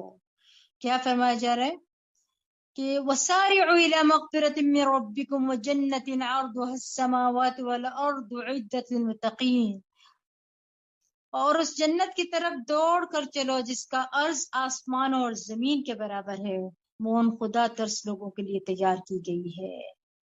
رسول اللہ صلی اللہ علیہ وسلم نے فرمایا جنت کے ایک کنارے سے دوسرے کنارے تک 40 سال کی مسافت ہے، اور جنت پر ایک دن ایسا آئے گا کہ وہ لوگوں کے رش کی وجہ سے بھری ہوئی ہوگی۔ وہاں کی خوبصورتی کا کیا کہنا، لیکن اگر دنیا کے گھروں کے لیے سب کوشش لگا دی جائے اور وہاں کے لیے محنت ہی نہ ہو تو پھر قیمتی چیزیں صرف تمناؤں سے نہیں ملتی ہیں۔ اتنی خوبصورت جنت جس کا ذکر آپ صلی اللہ علیہ وسلم فرما رہے ہیں۔ اور پھر کیا کہا، اور اس کے عرض بتایا جا رہا ہے، عرض کتنا ہے۔ پھر اللہ تعالیٰ یہ نہیں کہہ رہے کہ چل کر آؤ، کہہ رہے دوڑ کر چلو جنت کی طرف۔ اور پھر کیا کہا، تیار کس چیز کے لیے کی ہے، متقیوں کے لیے۔ اور رمضان کس لیے آ رہا ہے، تقوی کی روش اختیار کرنے کے لیے۔ تو لہٰذا بہترین موقع ہے متقی بننے کا۔ یاد رکھیں اس بات کو، اللہ سے ڈرے اس بات کو سوچ کر کہ جنت بنائی ہے متقیوں کے لیے ہے، اگر متقی نہیں ہوں گے تو جنت کیسے ملے گی؟ اللہ یہاں فرما رہے ہیں تیار ہی جنت متقیوں کے لیے دی گئی ہے۔ پھر اللہ سبحانہ تعالیٰ فرماتے ہیں کہ جنت ملتی کیسے ہے، کیسے ملتی ہے. فرمایا جاتا ہے الذين ينفقون في السراء والضراء والكاظمين الغيظ والعافين عن الناس والله يحب المحسنين. جو خوشحالی اور تنگ دستی ہر حال میں خرچ کرتے ہیں، خوشحالی میں بھی اور تنگ دستی میں، اور غصہ کو پی جاتے ہیں اور لوگوں کو معاف کر دیتے ہیں، ایسے ہی نیک لوگوں سے اللہ محبت رکھتا ہے. کیا فرمایا یہاں پہ؟ جنت کیسے ملتی ہے؟ الذین ينفقون، جو خوشی اور تکلیف میں خرچ کرتے ہیں. آپ دیکھیں کہ ایک شخص کے پاس بہت مال، جتنا دے بے فکر ہو کر، فکر نہیں ہے اس کو. ایک وہ ہے کہ اس کے پاس بہت نہیں مگر مناسب مال رکھتا ہے، اس میں بھی دے کر ضروریات پوری کر لیتا ہے. اور ایک وہ ہے کہ بہت کم مال ہے، خود بہت ضرورت مند ہے، پھر بھی اللہ کے راستے میں دیتا ہے. اس کا دینا سب سے زیادہ پسندیدہ ہے. اللہ تو ہمیں بھی توفیق عطا فرما. پھر غصے کی بات آ رہی ہے، شدید غصہ کو کنٹرول کرنے والے ہیں نا، یہاں عام غصے کی بات ہو رہی ہے. ٹھیک ہے، پھر آپ دیکھیں کیا فرمایا جا رہا ہے، لوگوں کو معاف کرتے ہیں. یہ خوبیاں ہیں متقیوں کی. اور پھر کیا فرمایا، والذین اذا فعلوا فاحشة او ظلموا انفسهم ذکروا اللہ فاستغفروا لذنوبهم. اور یہاں پہ کیا ذکر آ رہا ہے، ایسے لوگوں سے جب کوئی برا کام ہو جاتا ہے، اب اپنے آپ پر ظلم کر بیٹھتے ہیں تو فوراً انہیں اللہ یاد آ جاتا ہے اور اپنے گناہوں کی معافی مانگنے لگتے ہیں. اور اللہ کے سوا اور کون ہے جو گناہ معاف کر سکے، اور ودیدہ دانستہ اپنے کیے پر اصرار نہیں کرتے. پھر یعنی کوئی بے حیائی کا کام کر بیٹھے تو کیا کرتے ہیں، توبہ کرتے ہیں. حضرت ابو درداء رضی اللہ عنہ کہتے ہیں رسول اللہ صلی اللہ علیہ وسلم نے فرمایا، جو شخص اپنے غصے کو نافذ کرنے کے باوجود اسے پی گیا تو اللہ قیامت کے دن اس کے دل کو امیدوں سے بھر دے گا. ایک شخص نے آپ صلی اللہ علیہ وسلم سے کہا کہ ایسے عمل کی طرف میری رہنمائی کریں جو مجھے جنت میں داخل کر دے. آپ صلی اللہ علیہ وسلم نے فرمایا غصہ نہ کرو، تمہارے لیے جنت ہے. ایک دفعہ 3 بار پوچھنے پر بھی تینوں پر آپ صلی اللہ علیہ وسلم نے فرمایا لا تغضب لا تغضب لا تغضب، یعنی غصہ چھوڑنے کا کہا. اور ہم غصہ ہی نہیں پی پاتے، اس لیے ہمارے بہت سے معاملات خراب ہو جاتے ہیں اس غصے کی وجہ سے. پھر اللہ فرماتے ہیں ایسے لوگوں کی جزا ان کے پروردگار کی ہاں یہ ہے کہ وہ انہیں معاف کر دے گا اور ایسے باغات میں داخل کرے گا جن کے نیچے نہریں بہہ رہی ہوں گی، وہ اس میں ہمیشہ رہیں گے. اچھے عمل کرنے والوں کا کیسا اچھا بدلہ ہے. تم سے پہلے بہت سے واقعات اللہ کی سنت جاریہ کے مطابق گزر چکے ہیں، لہٰذا زمین میں چل پھر کر دیکھ لو کہ جھٹلانے والوں کا کیا انجام ہوا. یہ واقعات لوگوں کے لیے کھلی تنبیہ ہیں اور ڈرنے والوں کے لیے ہدایت بھی ہے اور نصیحت بھی ہے. اے مسلمانوں، تو نہ تم سستی دکھانا اور نہ ہی غم زدہ ہونا، اور اگر فی الواقع تم مومن ہو تو تم ہی غالب رہو گے. یعنی کسی غم شکست پر صبر کر لینا، پیچھے ہٹ کر دوبارہ کوشش کرنا، اللہ سے مدد چاہنا انسان کی بلندی کی نشانی ہوتا ہے. اگر تمہیں کوئی صدمہ پہنچے تو اس سے پہلے کافروں کو بھی ایسا ہی صدمہ پہنچ چکا ہے، اور یہ فتح و شکست وغیرہ دن تو ہم لوگوں کے درمیان پھر آتے رہتے ہیں. اور اس لیے بھی کہ اللہ ان لوگوں کو جاننا چاہتا ہے تو سچے دل سے ایمان لائے ہیں، اور پھر تمہیں میں سے کچھ لوگوں کو گواہ بھی بنانا چاہتا ہے، اور اللہ ظالم لوگوں کو پسند نہیں کرتا. اور اس لیے بھی کہ وہ اس آزمائش کے ذریعے مومنوں کو پاک صاف کر کے چھانٹ لے اور کافروں کو ملیا میٹ کر دے. کیا تم نے یہ سمجھ رکھا ہے کہ بس یوں ہی جنت میں داخل ہو جاؤ گے، جبکہ ابھی تک اللہ نے یہ دیکھا ہی نہیں کہ تم میں سے جہاد کرنے والے کون ہیں اور صبر کرنے والے کون ہیں. ابھی تو تمہاری محنتوں کو دیکھا ہی نہیں جو جنت کے لیے تم نے کی ہیں. جہاد مال سے، قلم سے، نفس سے، ان سب سے ہوتا ہے نا. تو کیا کیا، یعنی جنت کے جن اعلیٰ درجات اور مقامات پر اللہ تعالیٰ تمہیں پہنچانا چاہتا ہے، کیا تمہارا یہ خیال ہے کہ بس یوں ہی بیٹھے بیٹھے آرام سے وہاں پہنچ جاؤ گے؟ اور اللہ تمہارے امتحان لے کر یہ نہ دیکھے گا کہ جہاد میں حصہ لینے والے اور اس میں ثابت قدم رہنے والے کون کون ہیں؟ جنت کے بلند درجات پر تو وہی لوگ فائز ہوں گے نا جو اللہ کی راہ میں ہر طرح کی سختیاں جھیل لیں اور قربانیاں پیش کرنے کے لیے تیار ہوں گے. ایسے تو نہیں مل جائے گی جنت. پھر اللہ تعالیٰ فرماتے ہیں اس سے پہلے تو تم موت شہادت کے آرزو کیا کرتے تھے کہ وہ تمہیں نصیب ہو، سب تو تم نے اس کو جنگ احد میں بچشم خود دیکھ لیا ہے۔ محمد صلی اللہ علیہ وسلم ایک رسول ہی ہیں، ان سے پہلے بہت سے رسول گزر چکے ہیں۔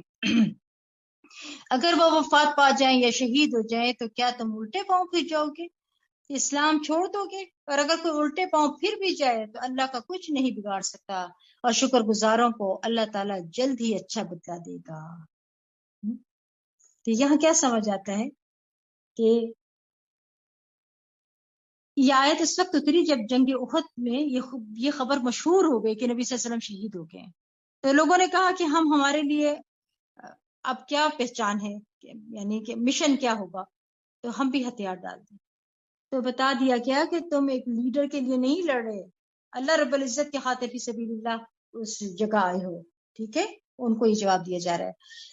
پھر اللہ فرماتے ہیں وما کان لنفس ان تموت الا باذن اللہ، اور کوئی شخص اللہ کے اذن کے بغیر کبھی نہیں مر سکتا۔ موت کا وقت لکھا ہوا ہے، جو شخص دنیا میں ہی بدلہ کی نیت سے کام کرے گا تو اسے تو ہم دنیا میں ہی دے دیتے ہیں، اور جو آخرت کا بدلہ چاہتا ہے اسے ہم آخرت میں بدلہ دے دیں گے، اور شکر گزاروں کو ان قریب ہم جزا دیں گے۔ کتنے ہی نبی گزر چکے ہیں جن کے ساتھ مل کر بہت سے اللہ والوں نے جہاد کیا، ان کو اللہ کی راہ میں جو مصائب درپیش ہوئے ان میں نہ تو انہوں نے ہمت ہاری، نہ کمزوری دکھائی، اور نہ ہی کفر کے آگے سرنگوں ہوئے۔ ایسے ہی ثابت قدم رہنے والوں کو اللہ پسند کرتا ہے، ایسے لوگ اللہ کے پسندیدہ لوگ ہوتے ہیں۔ پھر اللہ فرماتے ہیں ان کی دعا بس یہی تھی کہ ہمارے پروردگار ربنا اغفر لنا ذنوبنا واسرافنا في امرنا وثبت اقدامنا وانصرنا على القوم الكافرين، اے ہمارے پروردگار ہمارے گناہ بھی معاف فرما، اور ہمارے کام میں اگر زیادتی ہو گئی ہو تو اسے بھی معاف فرما، ہمیں ثابت قدم رکھ اور کافروں کے مقابلے میں ہماری مدد فرما۔ تو اللہ نے انہیں دنیا کا بدلہ بھی دیا اور آخرت کا ثواب تو بہت ہی خوب ہے، اور ایسے ہی نیک عمل کرنے والوں کو اللہ محبوب رکھتا ہے۔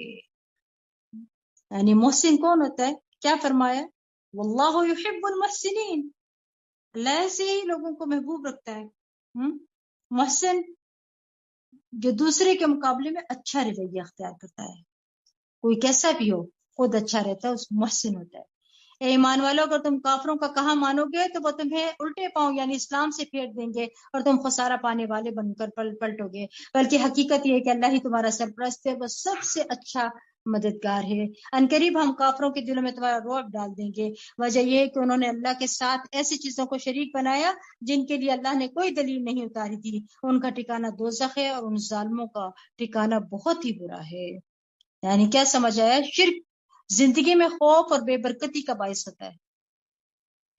بلا شبہ اللہ نے جو تم سے وعدہ کیا تھا اسے پورا کر دیا، جبکہ تم یعنی جنگ احد میں ابتداءً کافروں کو اللہ کے حکم سے خوب قتل کر رہے تھے، تاکہ تم نے بزدلی دکھائی اور نبی کے حکم میں جھگڑنے لگے، اور اپنے پسندیدہ چیز مال غنیمت نظر آ جانے کے بعد تم نے اپنے سردار کے حکم کی نافرمانی کی۔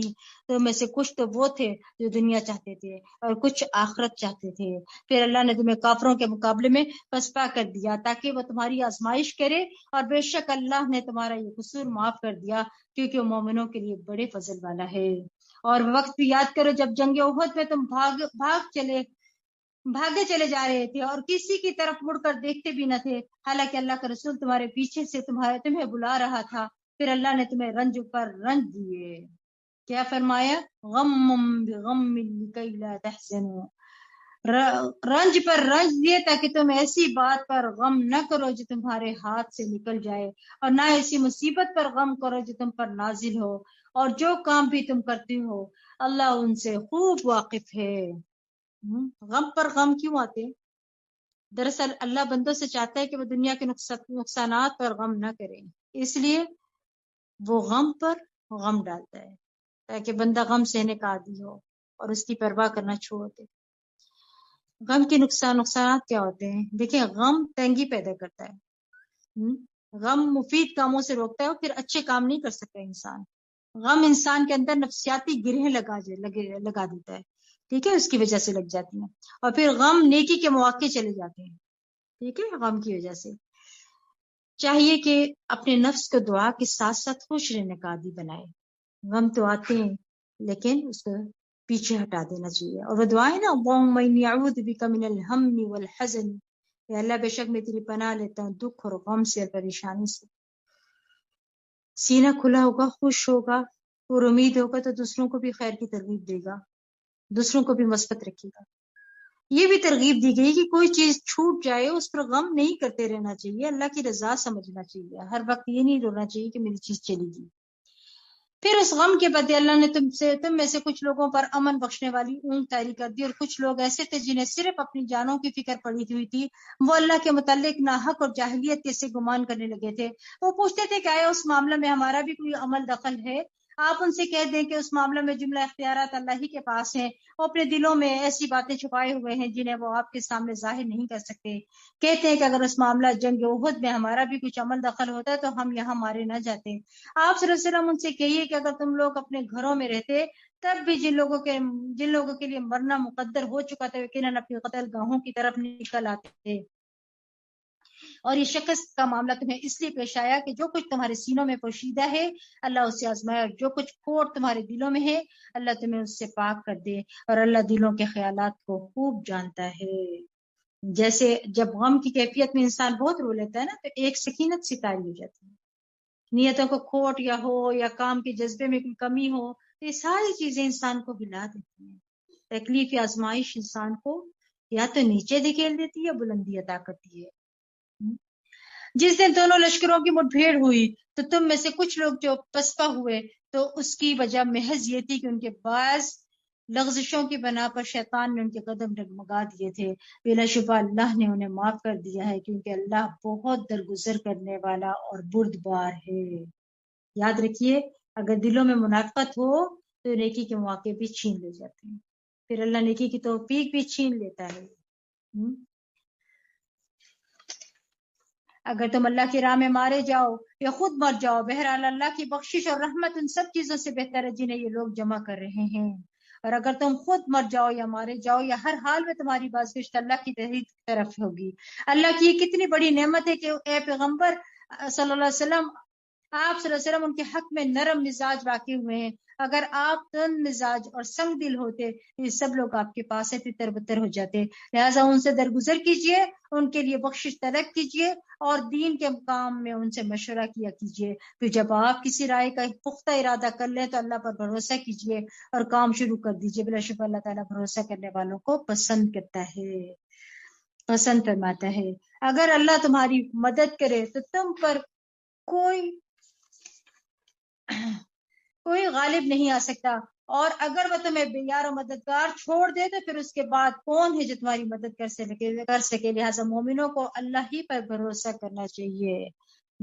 وعلی اللہ فلیتوکل المؤمنون، یعنی یہ چار چیزیں ساتھ ساتھ چلتی ہیں نا، تلاوت قرآن، تزکیہ، یہ ساری چیزیں دیکھیں۔ اور پھر کیا کہا ہے؟ توکل، اللہ سبحانہ وتعالیٰ پر توکل۔ یہ نبی کے شان نہیں کہ وہ خیانت کرے، اور جو شخص خیانت کرے گا وہ قیامت کے دن اسی خیانت کردہ چیز سمیت حاضر ہو جائے گا، پھر ہر شخص کو اس کی کمائی کا پورا پورا بدلہ دیا جائے گا اور ان پر کچھ ظلم نہ ہوگا۔ بھلا جو شخص اللہ کی رضا کے پیچھے چل رہا ہو، وہ شخص ایسا ہو سکتا ہے جو اللہ کے غضب میں گرفتار ہو اور اس کا ٹھکانہ جہنم ہو، اور جہنم تو بہت ہی بری بازگشت ہے۔ اللہ کے ہاں سب لوگوں کے مختلف درجات ہیں اور جو کچھ وہ عمل کرتے ہیں اللہ انہیں خوب دیکھ رہا ہے۔ بلا شبہ اللہ تعالیٰ نے مومنوں پر بہت بڑا احسان کیا ہے کہ ان کے درمیان انہی میں سے ایک رسول مبعوث فرمایا جو ان پر اللہ کی آیات پڑھتا، ان کی زندگیوں کو سنوارتا اور انہیں کتاب و حکمت کی تعلیم دیتا ہے، حالانکہ اس سے پہلے یہی لوگ کھلی گمراہی میں پڑے ہوئے تھے۔ کون کون سی چیزیں پتہ چلتی ہیں یہاں پر دیکھیں؟ تلاوت، تزکیہ نفس، علم الکتاب اور حکمت، کیا ہے؟ سب نبوت کے 4 مقاصد بتائے جا رہے ہیں۔ بھلا جب احد کے دن تم پر مصیبت آئی تو تم چلا اٹھے کہ یہ کہاں سے آ گئی، حالانکہ اس سے دگنا صدمہ کو تم کافروں کو پہنچا چکے ہو۔ آپ ان مسلمانوں سے کہیے کہ مصیبت تمہاری اپنی ہی لائی ہوئی ہے، بے شک اللہ ہر چیز پر قادر ہے۔ مسلمانوں اس وقت حیران ہو گئے کہ اللہ کے رسول ہمارے ساتھ ہیں اور ہم اللہ کی خاطر نکلے ہیں تو یہ نقصان کیسے ہو گیا؟ یہ سب اللہ کی اذن سے ہوتا ہے نا، کیونکہ وہ دیکھنا چاہتا ہے کہ کون اس کے باوجود استقامت اختیار کرتا ہے اور کون ان چھوٹے موٹے نقصان سے بدل ہو کر واپس پلٹ جاتا ہے۔ تو اللہ تعالیٰ کی یہ بھی آزمائش ہوتی ہے۔ اور جس دن دونوں لشکروں میں مٹبھیڑ ہوئی اور تمہیں جو مصیبت پہنچی وہ اللہ کے حکم سے تھی، اور اس لیے بھی کہ اللہ مومنوں کو بھی دیکھ لے اور منافقوں کو بھی۔ اور جب ان سے کہا گیا اللہ کی راہ میں جہاد کرو یا کم از کم شہر مدینہ کا دفاع ہی کرو، تو وہ کہنے لگے اگر ہم لڑنا جانتے ہوتے تو ضرور تمہاری پیروی کرتے، اس روز وہ ایمان کی نسبت کفر سے زیادہ قریب ہے، اور اپنی زبانوں سے ایسی باتیں کہتے ہیں جو ان کے دلوں میں نہیں ہوتی، حالانکہ جو کچھ وہ چھپاتے ہیں اللہ انہیں خوب جانتا ہے۔ یہ وہ لوگ ہیں جو خود تو پیچھے بیٹھ رہے اور اپنے بھائی بندوں سے کہنے لگے اگر تم ہمارا کہا مانتے تو آج مارے نہ جاتے۔ آپ ان سے کہیے کہ اگر تم اپنی اس بات میں سچے ہو تو اپنے آپ سے ہی موت کو ٹال کر دکھلا دو۔ نیز جو لوگ اللہ کی راہ میں شہید ہو گئے انہیں ہرگز مردہ نہ سمجھو، وہ تو زندہ ہیں جو اپنے پروردگار کے ہاں سے رزق پا رہے ہیں۔ یہاں دیکھیں کتنی خوبصورت بات کی جا رہی ہے کہ عام مومن جو ہے نا، یعنی عام مومن کو موت کے بعد رزق جنت میں جا کر ملے گا نا، لیکن جو اللہ کے راستے میں شہید ہوتا ہے اسے برزخ کی زندگی میں بھی رزق عطا ہوتا ہے۔ بہت پیاری حدیث ہے، رسول اللہ صلی اللہ علیہ وسلم نے فرمایا شہید قتل کی صرف اتنی ہی تکلیف محسوس کرتا ہے جتنی تم میں سے کسی کو چونٹی کے کاٹنے سے ہوتی ہے۔ سبحان اللہ۔ اس کے خون کے پہلے قطرے کے ساتھ اس کی بخشش ہو جاتی ہے، جنت اس کا ٹھکانہ دکھا دیا جاتا ہے، عذاب قبر سے محفوظ رہے گا، قیامت کے دن بڑی گھبراہٹ سے محفوظ رہے گا، ایمان کی لباس سے مزین کیا جاتا ہے۔ حضرت عمر رضی اللہ عنہ دعا کیا کرتے تھے اللہم ارزقنی شہادت فی سبیلک واجعل موتی فی بلد رسولک صلی اللہ علیہ وسلم، اے اللہ مجھے اپنے راستے میں شہادت عطا کر اور میری موت اپنے رسول صلی اللہ علیہ وسلم کے شہر میں مقدر کر دے میرے۔ کتنی خوبصورت دعا ہے۔ پھر اللہ فرماتے ہیں جو کچھ اللہ کا ان پر فضل ہو رہا ہے اس سے وہ بہت خوش ہیں، اور ان لوگوں سے بھی خوش ہوتے ہیں جو ان کے پیچھے ہیں اور ابھی تک شہید ہو کر ان سے ملے نہیں، انہیں نہ کچھ خوف ہوگا اور نہ ہی وہ غمزدہ ہوں گے۔ اللہ تعالیٰ کا ان پر جو فضل اور انعام ہو رہا ہے اس سے وہ خوش ہوتے ہیں، اور اللہ تعالیٰ یقیناً مومنوں کو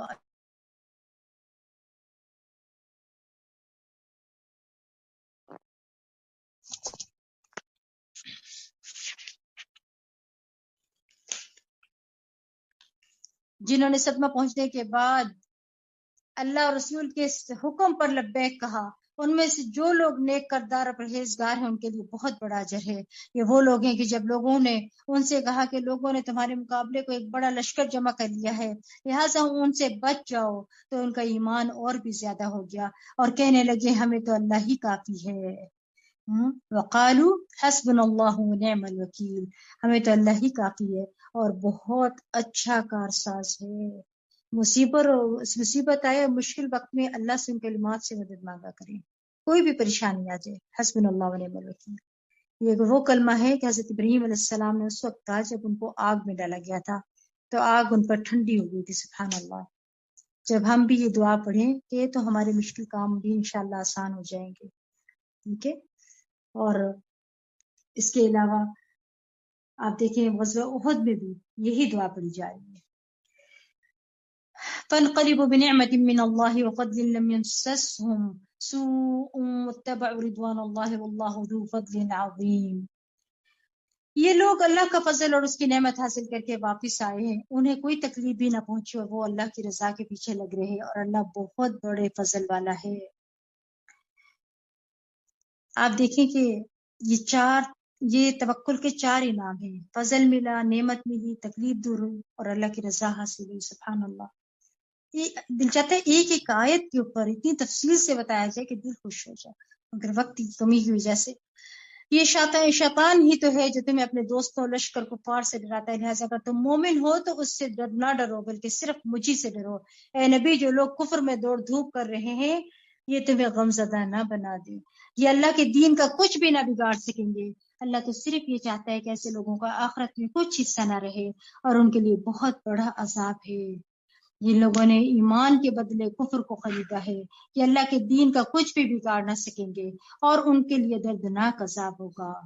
کافر لوگ ہرگز یہ نہ سمجھ بیٹھیں کہ ہم جو انہیں ڈھیل دے رہے ہیں یہ ان کے حق میں بہتر ہے، ہم تو صرف اس لیے ڈھیل دیتے ہیں کہ جتنے زیادہ سے زیادہ گناہ کر سکتے ہیں کر لیں اور ان کے لیے رسوا کرنے والا عذاب ہوگا۔ یعنی یہ اللہ کی نافرمانی کے باوجود اگر پکڑ نہیں آ رہی تو یہ نہ سمجھے کہ اللہ ہم سے راضی ہے۔ ہم اتنی نافرمانیاں کرتے ہیں، نہ پردہ ہے، نہ کوئی اور احتیاط ہے، فحاشی عام ہوتی جا رہی ہے، سب کچھ ہے، اور اس کے باوجود ہمارے امن میں ہیں ہم، تو یہ نہ سمجھا کریں کہ اللہ کہ ہم سے راضی ہے اس لیے ہمارے اوپر بڑی رحمتیں آ رہی۔ نہیں، اللہ فرما رہے میں تو صرف ڈھیل دے رہا ہوں، جتنے زیادہ سے زیادہ گناہ کر سکتے ہیں کر لیں، اور ان کے لیے رسوا کرنے والا عذاب ہوگا۔ اللہم لا تجعلنا منہم۔ اللہ تعالیٰ مومنوں کو اسی حال پر نہ چھوڑے گا جس حال پر اس وقت تم ہو، تاکہ وہ پاک کو ناپاک سے جدا نہ کر دے۔ اللہ کا یہ طریقہ نہیں کہ وہ تمہیں غیب پر مطلع کر دے، بلکہ اس کام کے لیے وہ اپنے رسولوں سے جسے چاہتا ہے منتخب کر لیتا ہے۔ لہٰذا اللہ پر اور اس کے رسول پر ایمان لے آؤ، اور اگر تم ایمان لے آئے اور اللہ سے ڈرتے رہے تو تمہیں بہت بڑا اجر ملے گا۔ یعنی اجر عظیم کس کو ملتا ہے؟ جو ایمان کے ساتھ تقوی اختیار کرتا ہے۔ آپ آیات کے اوپر غور کرتے جائیں، تقوی انسان کے دل پر چیک ہوتا ہے نا، کہ برا نہیں سوچنا، کوئی بری بات زبان سے نہیں نکالنی، عمل میں بھی خیال رکھنا ہے کہ کسی کے ساتھ زیادتی نہیں کرنی۔ پھر جن لوگوں کو اللہ نے اپنے فضل سے مال و دولت عطا کی ہے، پھر وہ اس پہ بخل کرتے ہیں، تو قطعاً یہ نہ سمجھے کہ یہ بخل ان کے حق میں اچھا ہے، بلکہ یہ ان کے لیے بہت برا ہے جس چیز کا وہ بخل کرتے ہیں۔ قیامت کے دن وہی چیز ان کے گلے کا طوق بن جائے گی، اور آسمان اور زمین کی میراث تو اللہ ہی کی ہے، اور جو کچھ تم کرتے ہو اللہ اس سے باخبر ہے۔ یقیناً اللہ تعالیٰ ان لوگوں کی بات سن لی اللہ نے جنہوں نے کہا تھا کہ اللہ تو محتاج ہے اور ہم غنی ہیں۔ لقد سمع اللہ قول الذین قالوا ان اللہ فقیر ونحن اغنیاء۔ ان لوگوں نے یقیناً اللہ تعالیٰ ان لوگوں کی بات سن لی جنہوں نے کہا تھا کہ اللہ تو محتاج ہے اور ہم غنی ہیں۔ جو کچھ انہوں نے کہا ہے اسے ہم لکھ رکھیں گے، اور جو وہ انبیاء کو ناحق قتل کرتے رہے وہ بھی لکھ رکھا ہے۔ ہم قیامت کے دن ان سے کہیں گے کہ اب جلا دینے والے عذاب کا مزہ چکھو۔ یہاں پہ جو بات ہو رہی ہے نا، یہ نعوذ باللہ، یعنی اللہ خود نہیں دیتا بلکہ ہم سے دلواتا ہے، یہ مطلب ہے کہ صدقہ ہمیں کہتا ہے، ہم دے، نعوذ باللہ، یہ مطلب ہے ان کا۔ یہودی وہ لوگ ہیں جنہوں نے کہا تھا کہ اللہ نے ہم سے عہد دیا ہے کہ ہم کسی رسول پر اس وقت تک ایمان نہ لائیں جب تک اس سے یہ معجزہ صادر نہ ہو کہ ہمارے پاس قربانی لائے جس سے آگ کھا جائے۔ آپ ان سے کہیے کہ مجھ سے پہلے تمہارے پاس کئی رسول آ چکے جو واضح نشانیاں لائے تھے، اور وہ نشانی بھی جو تم اب کہہ رہے ہو۔ پھر اگر تم اپنے قول میں سچے ہو تو تم نے انہیں قتل کیوں کیا تھا؟ پھر بھی اگر وہ آپ کو جھٹلا دیں تو آپ صبر کیجئے، آپ سے پہلے کئی رسول جھٹلائے جا چکے ہیں جو روشن دلائل، صحیفے اور روشنی عطا کرنے والی کتاب لے کر آئے تھے۔ ہر شخص کو موت کا مزہ چکھنا ہے۔ کل نفس ذائقۃ الموت، ہر شخص کو موت کا مزہ چکھنا ہے، اور قیامت کے دن تمہیں تمہارے اعمال کا پورا پورا بدلہ مل جائے گا۔ پھر جو شخص دوزخ سے بچا لیا گیا اور جنت میں داخل کر دیا گیا،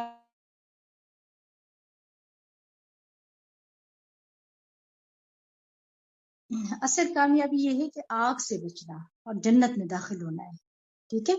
یعنی جنت میں داخل ہونا اصل کامیابی نہیں نظر آتی، کیونکہ دوزخ میں لوگ جو ہوں گے وہ بھی وہاں سے گناہوں سے پاک ہو کے پھر وہ جنت میں جائیں گے۔ اصل کامیابی کیا ہے کہ جہنم سے بچنا، دوزخ سے بچا لیا گیا اور جنت میں داخل کر دیا گیا، وہ کامیاب ہو گیا۔ اور یہ دنیا کی زندگی تو محض دھوکے کا سامان ہے۔ مسلمانوں، تمہیں اپنے اموال اور اپنی جانوں میں آزمائش پیش آتی رہے گی، نیز تمہیں ان لوگوں سے جو تم سے پہلے کتاب دیے گئے تھے، نیز مشرکین سے بھی بہت سی تکلیف دہ باتیں سننا ہوں گی، اور اگر تم صبر کرو اور اللہ سے ڈرتے رہو تو بلا شبہ یہ بڑے حوصلے کا کام ہے۔ بڑے دل والے ہی بڑی ہمت رکھتے ہیں نا، اور بڑے درجات پاتے ہیں۔ دین پر چلنا آسان نہیں ہے۔ رسول اللہ صلی اللہ علیہ وسلم نے فرمایا، سب سے بڑی آزمائش انبیاء پر، پھر صالحین پر، پھر درجہ بدرجہ عام لوگوں پر آتی ہے۔ انسان پر آزمائش اس کے دین کے اعتبار سے آتی ہے نا، دین میں پختگی ہو تو آزمائش میں اضافہ کر دیا جاتا ہے، کمزوری ہو تو آزمائش کم کر دی جاتی ہے۔ ایسے میں جو اللہ سے راضی ہوتا ہے نا، اللہ اس سے راضی ہو جاتا ہے، اور جو اس سے ناراض ہوتا ہے اللہ اس سے ناراض ہو جاتا ہے۔ اس لیے جب یہ آزمائش آتی ہے، مشکل آتی ہے دین پر چلتے ہوئے، تو گھبرایا نہ کرے۔ پھر اللہ سبحانہ تعالیٰ کیا فرماتے ہیں، اللہ تعالیٰ فرماتے ہیں کہ وَلِلَّهِ مُلْكُ السَّمَاوَاتِ وَالْأَرْضِ وَاللَّهُ عَلَى كُلِّ شَيْءٍ قَدِيرٌ، آسمان اور زمین کا مالک اللہ ہی ہے اور اللہ ہر چیز پر قادر ہے۔ یہ جو آیات آ رہی ہے نا یہاں پر 190 سے لے کر 200 تک، یہ وہ آیات ہیں جو کہ نبی پاک صلی اللہ علیہ وسلم رات کے وقت تہجد کے وقت پڑھا کرتے تھے۔ رسول اللہ صلی اللہ علیہ وسلم نے فرمایا آج رات مجھ پر چند آیات نازل ہوئی ہیں، اس آدمی کے لیے ہلاکت ہے جس نے ان کو پڑھا لیکن ان پر غور و فکر نہیں کیا۔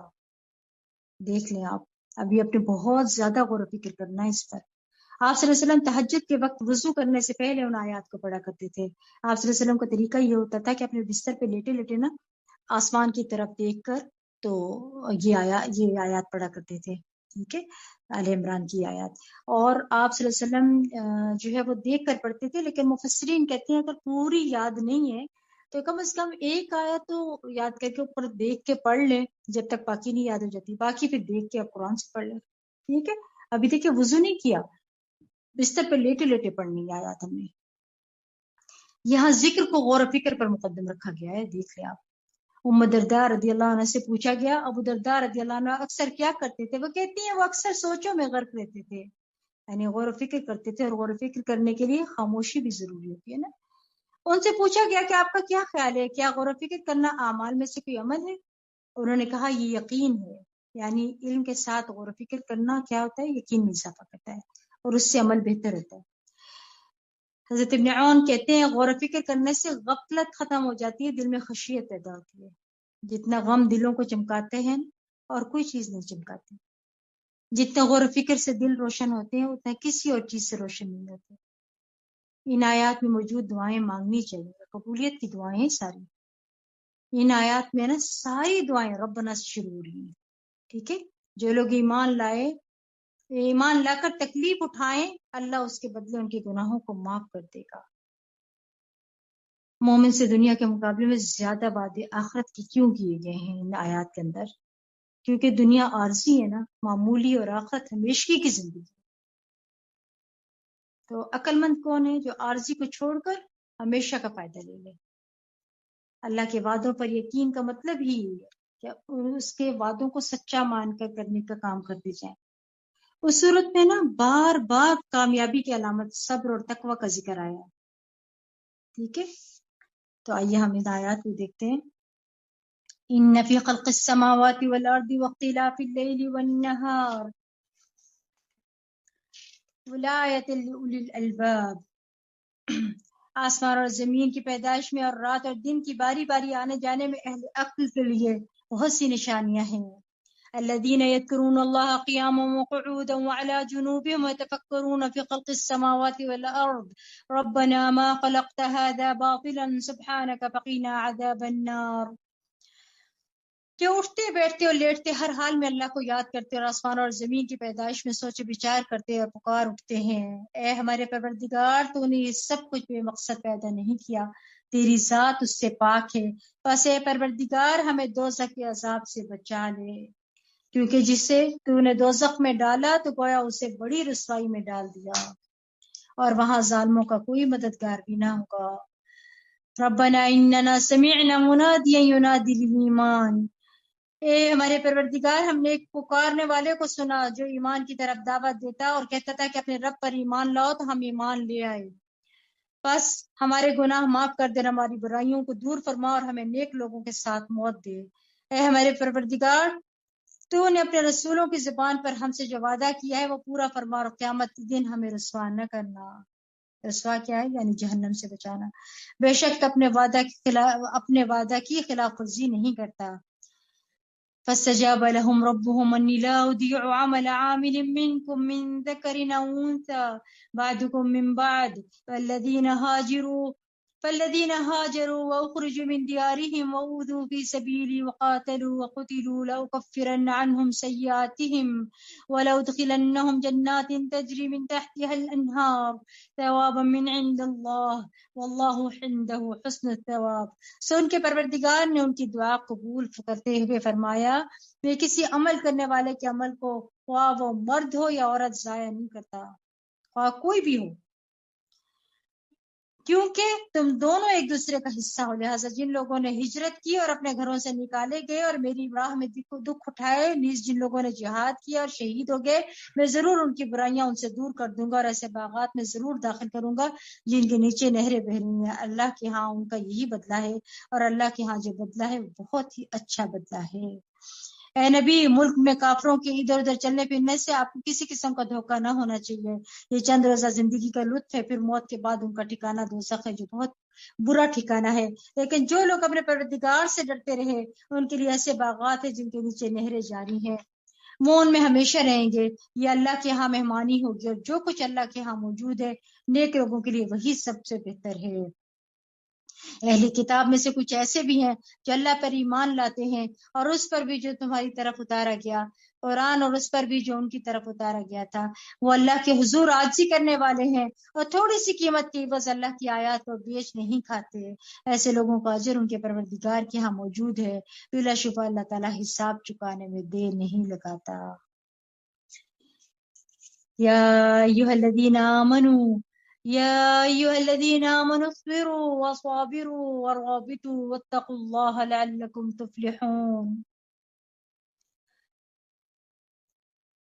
اے ایمان والو، صبر کرو، پامردی دکھاؤ، اور ہر وقت جہاد کے لیے تیار رہو، اور اللہ سے ڈرتے رہو، توقع ہے اس طرح تم کامیابی حاصل کر سکو گے۔ جیسا کہ میں نے پہلے بھی بتایا، اس صورت میں بار بار کامیابی کی علامت کیا بتائی جاتی ہے؟ صبر اور تقوی کا ذکر آیا ہے۔ اللہ تعالیٰ ہمیں ان لوگوں میں شامل کرے جو صبر اور تقوی دونوں کرتے ہیں۔ سورۃ النساء، بسم اللہ الرحمن الرحیم۔ یا ایھا الناس اتقوا ربکم الذی خلقکم من نفس واحدہ وخلق منها زوجها وبث منهما رجالا كثيرا ونساء، واتقوا الله الذي تساءلون به والأرحام إن الله كان عليكم رقيبا۔ شروع اللہ کے نام سے جو بڑا مہربان نہایت رحم کرنے والا ہے۔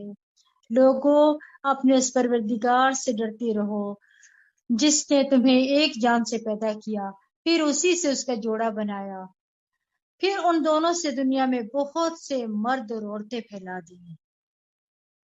نیز اس اللہ سے ڈرو جس کا واسطہ دے کر تم ایک دوسرے سے اپنا حق مانگتے ہو، اور کبھی قریبی رشتوں کے معاملے میں بھی اللہ سے ڈرتے رہو، بلا شبہ اللہ تم پر ہر وقت نظر رکھے ہوئے ہے۔ اسے کیا سمجھ آتا ہے کہ اللہ تعالی ہر ایک پر نظر رکھے ہوئے۔ اللہ تعالیٰ کو سب کچھ پتا ہے، کون کس وقت کس اخلاص کے ساتھ کیا کر رہا ہے۔ اپنے اوپر تقوی، یہاں شاید کے سمجھ کیا آ رہا ہے، اپنے اوپر تقوی لازم کر لینا چاہیے۔ تقوی ہر کام کی بنیاد ہے۔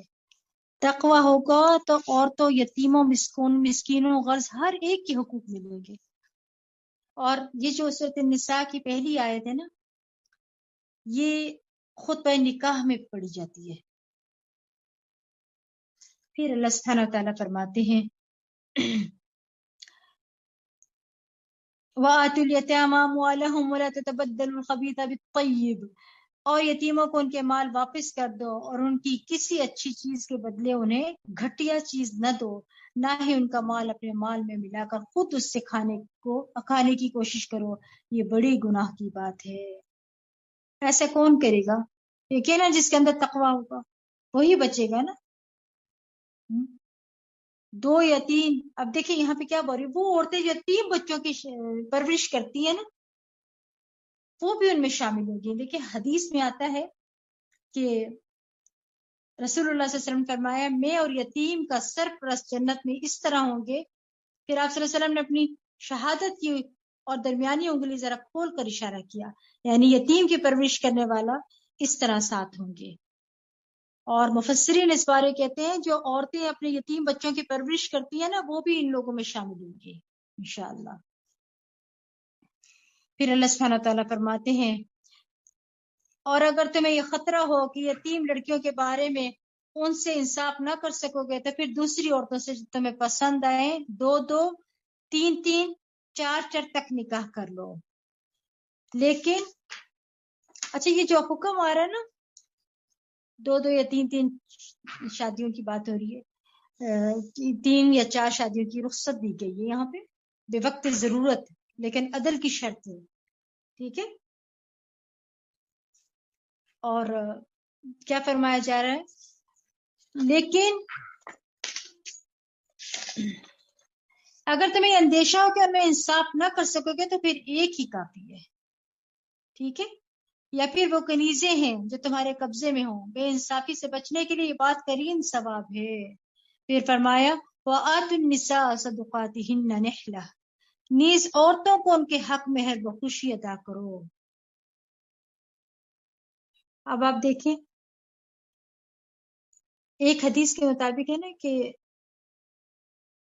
نہ سمجھ لوگوں کو جو ہے وہ مال دینے والے کی دعا قبول نہیں ہوتی ہے نا.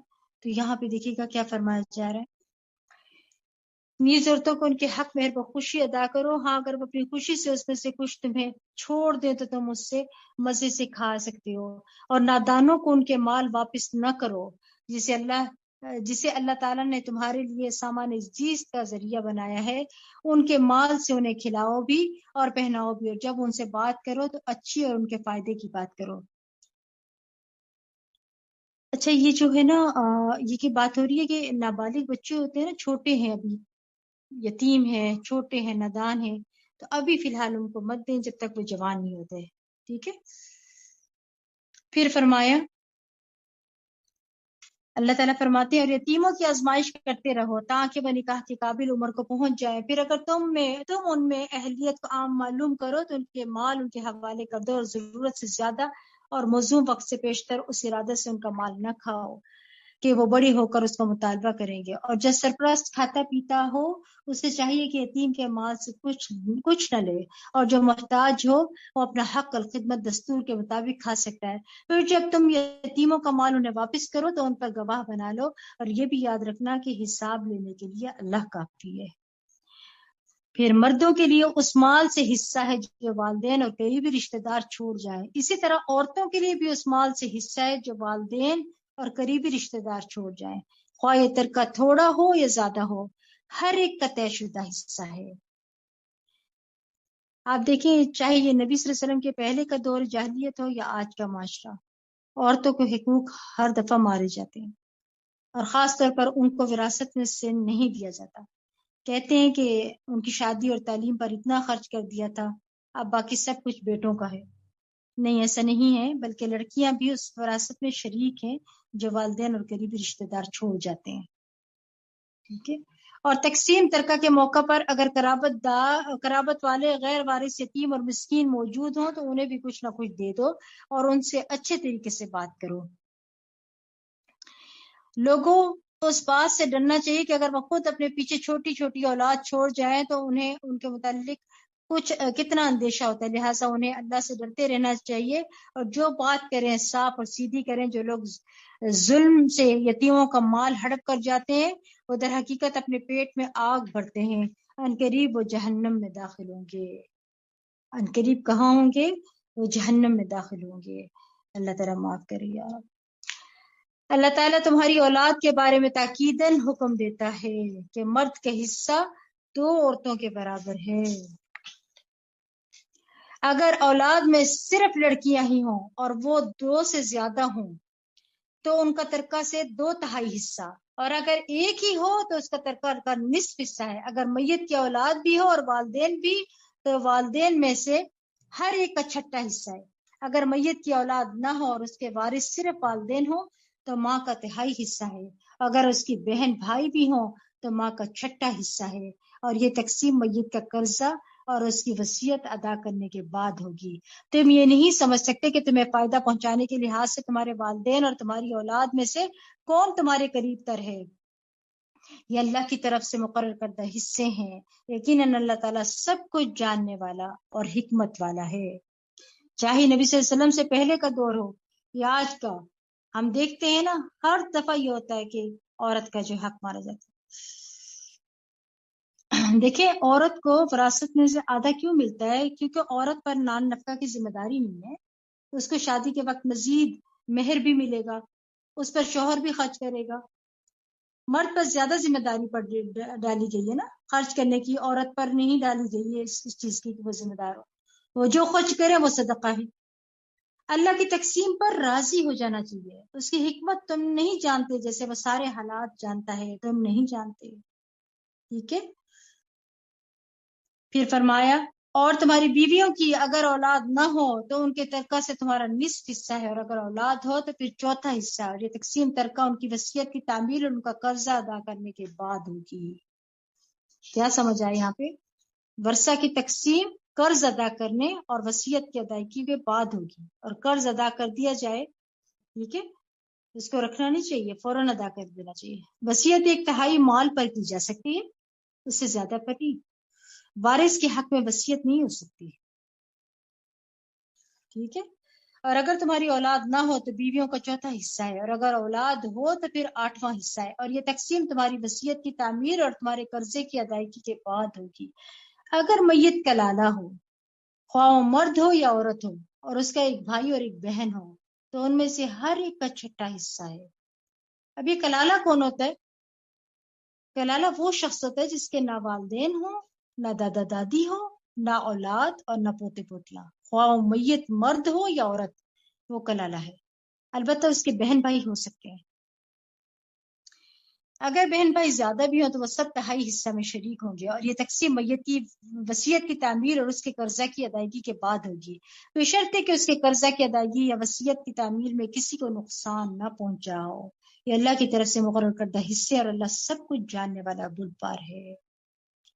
یعنی کیا سمجھا یہاں پہ؟ ترکہ کی تقسیم اس وقت کی جائے گی جب وصیت پوری کر دی جائے گی، ٹھیک ہے، میت کی طرف سے قرض بھی ادا کر دیا جائے گا۔ اور وصیت میں تکلیف پہنچانا کبیرہ گناہوں میں سے ہے۔ پھر اور کیا سمجھ آئے یہاں پہ؟ وصیت بھی 1/3 مال میں سے ہونی چاہیے، 1/3 سے زیادہ میں وصیت نہیں ہو سکتی، ٹھیک ہے۔ یہ اللہ کی حدود ہے، تل کا حدود اللہ، اللہ فرماتے تل کا حدود اللہ۔ جو شخص اللہ اور اس کے رسول کی اطاعت کرے گا، اللہ تعالیٰ اسے ایسے باغات میں داخل کرے گا جس کے نیچے نہریں جاری ہیں، ان میں ہمیشہ رہیں گے، اور یہ بہت بڑی کامیابی ہے۔ یہ ہے اصل کامیابی، جو اللہ اور اس کے رسول کی نافرمانی کرے اور اللہ کی حدود سے آگے نکل جائے، اللہ اسے دوزخ میں داخل کرے گا جس میں ہمیشہ رہے گا، اور اسے رسوا کرنے والا عذاب ہوگا۔ تمہاری عورتوں میں سے جو بدکاری کے مرتکب ہوں ان پر اپنے میں سے 4 آدمیوں کی گواہی لو، اور اگر وہ گواہی دے دیں تو انہیں گھروں میں بند رکھو۔ کیوں کہا جا رہا ہے یہ؟ کیونکہ اگر یہ خرابی باہر جانے کی وجہ سے ہوئی ہے تو باہر نہ جانے دو۔ اور اس آیت میں لفظ فاحشہ آیا ہے کیونکہ ایک کھلی برائی ہے نا، اس کی بات ہو رہی ہے۔ گھروں میں بند رکھو تاکہ انہیں موت آ جائے یا اللہ ان کے لیے کوئی اور راہ پیدا کر دے، کوئی دوسری سزا تجویز کرے۔ اور تم میں سے جو مرد اور عورت اس فعل کا ارتکاب کریں انہیں ایذا دو، پھر اگر وہ توبہ کر لیں اور اپنی اصلاح کر لیں تو ان کا پیچھا چھوڑ دو، یقیناً اللہ توبہ کرنے والا اور رحم کرنے والا ہے۔ اللہ تعالیٰ پر قبولیت توبہ کا حق صرف ایسے لوگوں کے لیے جو نادانستہ جب کوئی برا کام کر بیٹھتے ہیں پھر جلد ہی توبہ کر لیتے ہیں۔ اللہ ایسے ہی لوگوں کی توبہ قبول کرتا ہے، اور اللہ سب کچھ جاننے والا اور حکمت والا ہے۔ وَلَيْسَتِ التَّوْبَةُ لِلَّذِينَ يَعْمَلُونَ السَّيِّئَاتِ حَتَّى إِذَا حَضَرَ أَحَدَهُمُ الْمَوْتُ قَالَ إِنِّي تُبْتُ الْآنَ وَلَا الَّذِينَ يَمُوتُونَ وَهُمْ كُفَّارٌ أُولَئِكَ أَعْتَدْنَا لَهُمْ عَذَابًا أَلِيمًا۔ توبہ ان لوگوں کے لیے نہیں ہے جو برے کام کرتے رہتے ہیں، حتیٰ کہ ان میں سے کسی کی موت جب آ جاتی ہے تو کہنے لگتا ہے کہ میں اب توبہ کرتا ہوں، اور نہ ہی ان لوگوں کے لیے ہے جو کفر کی حالت میں ہی مر جاتے ہیں، ایسے لوگوں کے لیے ہم نے دردناک عذاب تیار کر رکھا ہے۔ یاد رکھیے جو توبہ نہیں کرتا نا وہ معاف نہیں کیا جاتا۔ توبہ قبول نہ ہونے کی بھی اوقات ہیں نا، جیسے نزع کی حالت میں جب موت کے فرشتے نظر آنے لگے، اگر بیماری میں وہ توبہ کر لے تو فرشتے آنے سے پہلے تو توبہ قبول ہو جائے گی، اور پھر سورج کے مغرب سے طلوع ہونے کے بعد توبہ قبول نہیں ہوگی۔ اے ایمان والو، تمہارے لیے جائز نہیں کہ تم زبردستی عورتوں کے وارث بن بیٹھو، اور نہ ہی انہیں اس لیے روکے رکھو کہ جو مال حق مہر وغیرہ تم انہیں دے چکے ہو اس کا کچھ حصہ اڑا لو، الا ہے کہ وہ صریح بدچلنی کا ارتکاب کریں، ان کے ساتھ بھلے طریقے سے زندگی بسر کرو۔ اگر وہ تمہیں ناپسند ہوں تو ہو سکتا ہے کوئی چیز تمہیں ناگوار ہو، مگر اللہ نے اس میں بہت بھلائی رکھی ہوئی ہے۔ کیا کیا اللہ سبحانہ تعالیٰ نے؟ بہت زیادہ بھلائی رکھی ہوئی ہے۔ دور جاہلیت میں ایسا ہوتا تھا کہ جب شوہر فوت ہوتا نا تو عورتوں کو اسی گھر میں رہنا ہوتا، اسے چھوڑتے نہیں تھے۔ کبھی اس کے بیٹے اس سے شادی کر لیتے یا ویسے ہی روک لیتے، تو اس سے منع کیا جا رہا ہے۔ کیا کہا جا رہا ہے؟ فَإِن كَرِهْتُمُوهُنَّ فَعَسَىٰ أَن تَكْرَهُوا شَيْئًا وَيَجْعَلَ اللَّهُ فِيهِ خَيْرًا كَثِيرًا۔ ٹھیک ہے، کیا فرمایا جا رہا ہے؟ تمہیں زندگی بسر کرو، اگر وہ تمہیں ناپسند ہو تو ہو سکتا ہے کوئی چیز تمہیں ناگوار ہو، مگر اللہ نے اس میں بہت بھلائی رکھ دی ہو۔ زندگی میں بہت سی ایسی چیزیں ہوتی ہیں نا جو پسند نہیں آتی ہیں، کوئی بات ہوتا ہے، کوئی فیصلہ، سفر ہوتا ہے، پسند نہیں ہے مگر کرنا پڑتا ہے، شوہر یا بیوی، سسرال، جائیداد، کوئی خریدی ہوئی چیز پسند نہیں آتی، اس کو درست کرنے کی کوشش کریں، لیکن بعض اوقات بہت کوشش کے باوجود بھی اصلاح نہیں کر پاتا، تو پھر کیا کرنا چاہیے؟ صبر کریں۔ زندگی میں کچھ لوگ بہت مشکل ہوتے ہیں، بہت زیادہ مشکل ہوتے ہیں، وہ آپ کو آپ کی اوقات یاد دلاتے ہیں کہ آپ کتنی برداشت کے مالک ہیں۔ اسی طرح مثلا کوئی اولاد تنگ کرتی ہے تو اپنے گناہ یاد آتے ہیں، یہ انسان والدین سے معافی مانگتا ہے، صدقہ خیرات کرتا ہے، ان کے مغفرت کی دعائیں بھی مانگتا ہے، وہ فوت ہو چکے ہیں ان کے لیے صدقہ کرتا ہے۔ شوہر کا بیوی کے ساتھ اچھے سلوک میں کیا کیا آتا ہے یہ بھی دیکھیں، غور کر لیں کیا کیا ہے۔ وہ بیوی کو اچھے طریقے سے رکھیں، ٹھیک ہے، نان نفقہ دیں، مہر ادا کریں، منہ بسور کر نہ رکھیں ان کے ساتھ، ٹھیک ہے، باتوں میں اپنائیت اختیار کریں، اپنی بیوی کے علاوہ کسی دوسری عورت کی طرف متوجہ نہ ہو، جو خود کھائے وہی اسے بھی کھلائے، جو خود پہنے وہ اس کو پہنائے، چہرے پر نہ مارے، چہرے پر مارنا بالکل منع ہے، گالی نہ دے، کبھی الگ کرنے کی ضرورت ہو تو گھر سے نہ نکالے، کیونکہ رسول اللہ صلی اللہ علیہ وسلم نے فرمایا ایمان کے لحاظ سے کامل مومن وہ ہے جو اخلاق میں سب سے اچھا ہے، اور تم میں سے بہتر شخص وہ ہے جو اپنی بیویوں کے لیے اخلاقی لحاظ سے بہتر ہے۔